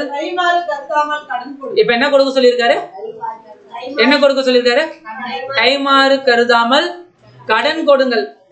இப்ப புரிஞ்சுக்கிட்டீங்களா? கொடுங்கள் அப்பொழுது கொடுக்கப்படும்னா போய் காணிக்கையை போய் போட சொல்ல. அன்பு கொடுக்குறீங்களா, அதிகமா கொடுங்க. அமுக்கி குலுக்கி சரிந்து விழும்படி உங்களுக்கு திருப்பி ரிட்டர்ன் வரும். கடன் கொடுக்குறீங்களா, நல்லா உங்களோட மனப்பூர்வமா கொடுங்க, திருப்பி ரிட்டர்ன் வரும் அப்படின்னு சொல்லிட்டு எல்லாம் என்ன பண்ணாதீங்க, யோசிக்க. அதுக்காக 10,000 பிரதருக்கு ஒருத்தருக்கு கொடுத்துட்டு ஐயோ தேவன் வந்து என்ன பண்றாரு, கொடுக்க சொன்னாரு திருப்பி கேட்க கூடாது சொல்லிட்டாரு அப்படின்னு சொல்லிட்டு போகும்போது வரும்போது அவர் குறுக்குறுன்னு பாத்தீங்கன்னா என்ன பண்ணுங்க. அதை விட அது மோசம் இல்லையா? நம்மள்ட்ட இருந்துச்சுன்னா ரிட்டர்ன் வராது தெரிஞ்சிருந்தாலும் பிரதர் கஷ்டப்படுறாரு, ரிட்டர்ன் கொடுக்கனாலும் பரவாயில்ல, நம்மளால சமாளிக்க முடியும் அப்படின்னு தெரிஞ்சா மட்டும் நம்ம என்ன பண்ணணும், கடனை கொடுக்கணும். திருப்பி அது ரிட்டர்ன் வரும் அப்படின்னு சொல்லி நினைச்சுக்கலாம் நம்ம என்ன பண்ணக்கூடாதுன்னா அது கொடுக்கக்கூடாது. அப்பொழுது உங்கள் பலன் மிகுதியா இருக்கும். எப்போ கைமாறு கருதாமல் நம்ம கடன் கொடுக்கும் போது, நன்மை செய்யும் போது, சத்துருவை சிநேகிக்கும் போது, அப்பொழுது உங்கள் பலன் எப்படி இருக்கும் பார்த்தீங்கன்னா மிகுதியா இருக்கும். உன்னதமானவருக்கு நீங்கள் பிள்ளைகளாய் இருப்பீர்கள். அவர் நன்றி அறியாதவர்களுக்கும் துரோகிகளுக்கும் நன்மை செய்கிறாரு. அப்ப நன்றி அறியாதவர்கள் துரோகிகளுக்குமே ஒரு நன்மை செய்யும் போது, நம்ம மற்றவங்களுக்கு நன்மை செய்யும் போது, அப்ப சத்துருவை சிநேகிக்கிறது நன்மை செய்யறதெல்லாம் எதுல வந்துருது அப்படி பார்த்தா அன்பின் பிரமாணத்துல வந்துருது. அப்ப அந்த ராஜரிக பிரமாணம் என்னும் அன்பின் பிரமாணம் நம்ம செஞ்சோம் அப்படின்னா தேவன் என்ன பண்ணுவாரு அப்படி பார்த்தா நமக்கு நன்மை செய்வார். அப்ப நம்ம எந்த அளவுக்கு அன்பை கொடுக்குறோமோ அந்த அளவுக்கு என்ன வரும், அன்பு ரிட்டர்ன் வரும். எந்த அளவுக்கு மற்றவங்களுக்கு கொடுத்து நம்ம ஹெல்ப் பண்றோமோ அந்த அளவுக்கு மற்றவங்க நம்மளுக்கு என்ன பண்ணுவாங்க பார்த்தீங்கன்னா ஹெல்ப் பண்ணுவாங்க. அதுக்கான வசனம் தான் இது. கொடுங்கள் அப்பொழுது உங்களுக்கு கொடுக்கப்படும். அமுக்கி குலுக்கி சரிந்து விழும்படி நன்றாய் அளந்து உங்கள் மடியிலே போடுவார்கள். நீங்கள் எந்த அளவினால் அளக்கிறீர்களோ அந்த அளவினால் உங்களுக்கு அளக்கப்படும். அப்ப எந்த அளவுக்கு நம்ம அன்பின் பிரமாணத்தை வெளிப்படுத்துறோமோ அந்த அளவுக்கு நம்மளுக்கு அன்பின் பிரமாணம் வெளிப்படும். ஆனா இதெல்லாம் இது பண்ணாம கொடுங்கன்னு சொல்லி அவங்க என்ன பண்ணிருப்பாங்க பார்த்தீங்கன்னா வாங்கிட்டு இருப்பாங்க இல்லைங்களா? அப்போ சும்மா ஒரு ஜோயலுக்காக இது போடுறோம். இது யாருங்க, இது யாரு, சபை உறுப்பினர்கள். இவங்க கள்ள போதகர்கள். அவர் எப்படி கொடுக்குறவர் எப்படி இருக்காரு, வாங்குறவர் எப்படி இருக்காரு இல்லைங்களா? கொடுத்து கொடுத்து கொடுத்து தசம பாகம் காணிக்கை கொடுத்து கொடுத்து கொடுத்து இவங்க மெலிசா இருந்தவர் மெலிசாயிட்டே தான் இருக்காரு. இவர் அடம் பிடிச்சி ஒரு குழந்தை மாதிரி என்ன பண்றாரு வாங்கி நல்லா கொளுத்து பெருத்து இப்படி இருக்காரு இல்லைங்களா? அப்போ இப்படிதான் வந்து என்ன நடந்துட்டு இருக்கு பாத்தீங்கன்னா, இப்போ உலகத்துல அப்படிதான் நடந்துட்டு இருக்கு. எந்த ஒரு பாஸ்டர் அது கஷ்டப்படுறாரா பாத்தீங்கன்னா இல்ல, எந்த ஒரு பிஷப்பா அது கஷ்டப்படுறாரா பாத்தீங்கன்னா இல்ல. அப்படியே அராஜகமாவே என்ன பண்ணுவாங்க பாத்தீங்கன்னா கேட்டு வாங்குறவங்க எல்லாம் இருக்காங்க. நான் நிறைய சர்ச்சில் எல்லாம் கேள்விப்பட்டிருக்கேன். நீங்க கண்டிப்பா கொடுத்தே தான் ஆகணும் அப்படின்வாங்க. ஒரு சர்ச் விட்டு இன்னொரு சர்ச்சுக்கும் மாறவும் கூடாது. ஏன் அப்படின்னா போயிட்டாங்கன்னா என்ன போயிடும், வருமானம் போயிடும். தசம்பாகம் கொடுக்க மாட்டாங்க, காணிக்க கொடுக்க மாட்டாங்க. ஓகேங்களா?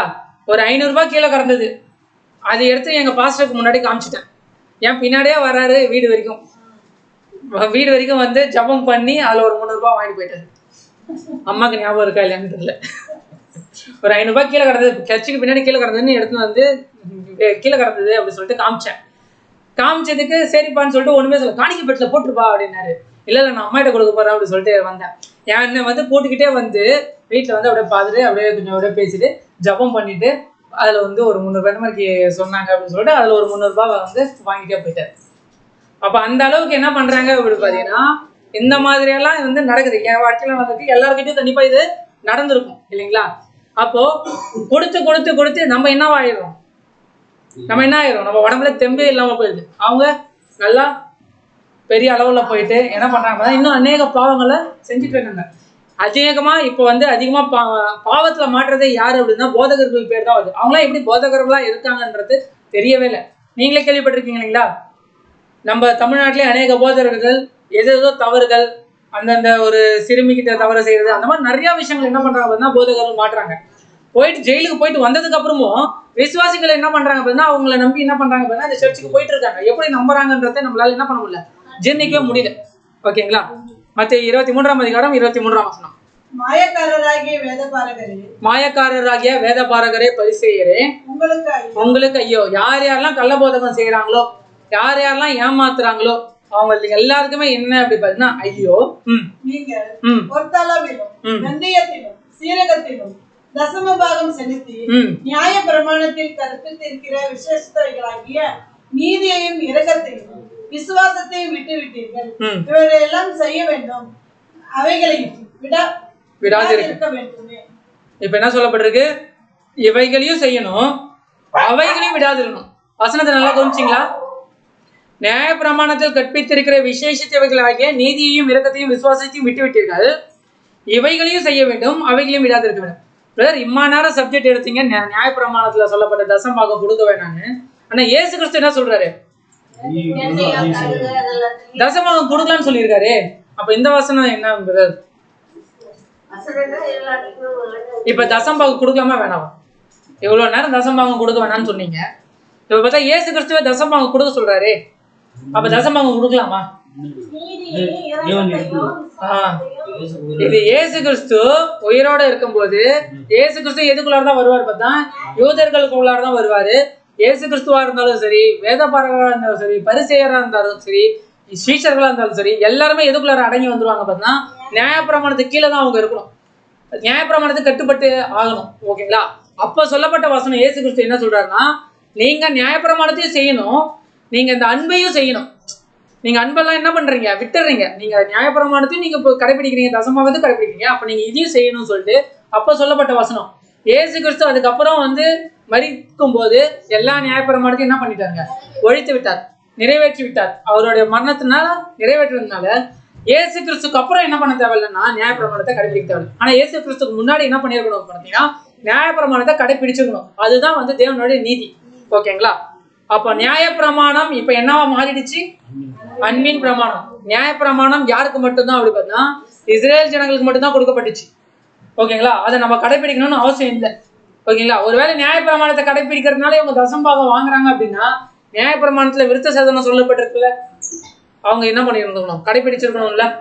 ஓகேங்களா? அப்ப நியாயப்பிரமாணத்துல சொன்னது எல்லாத்தையுமே இவங்க என்ன பண்ணிருக்கணும் பார்த்தா போதகர்கள் கடைபிடிக்கணும். அப்பதான் அது ரைட்டு.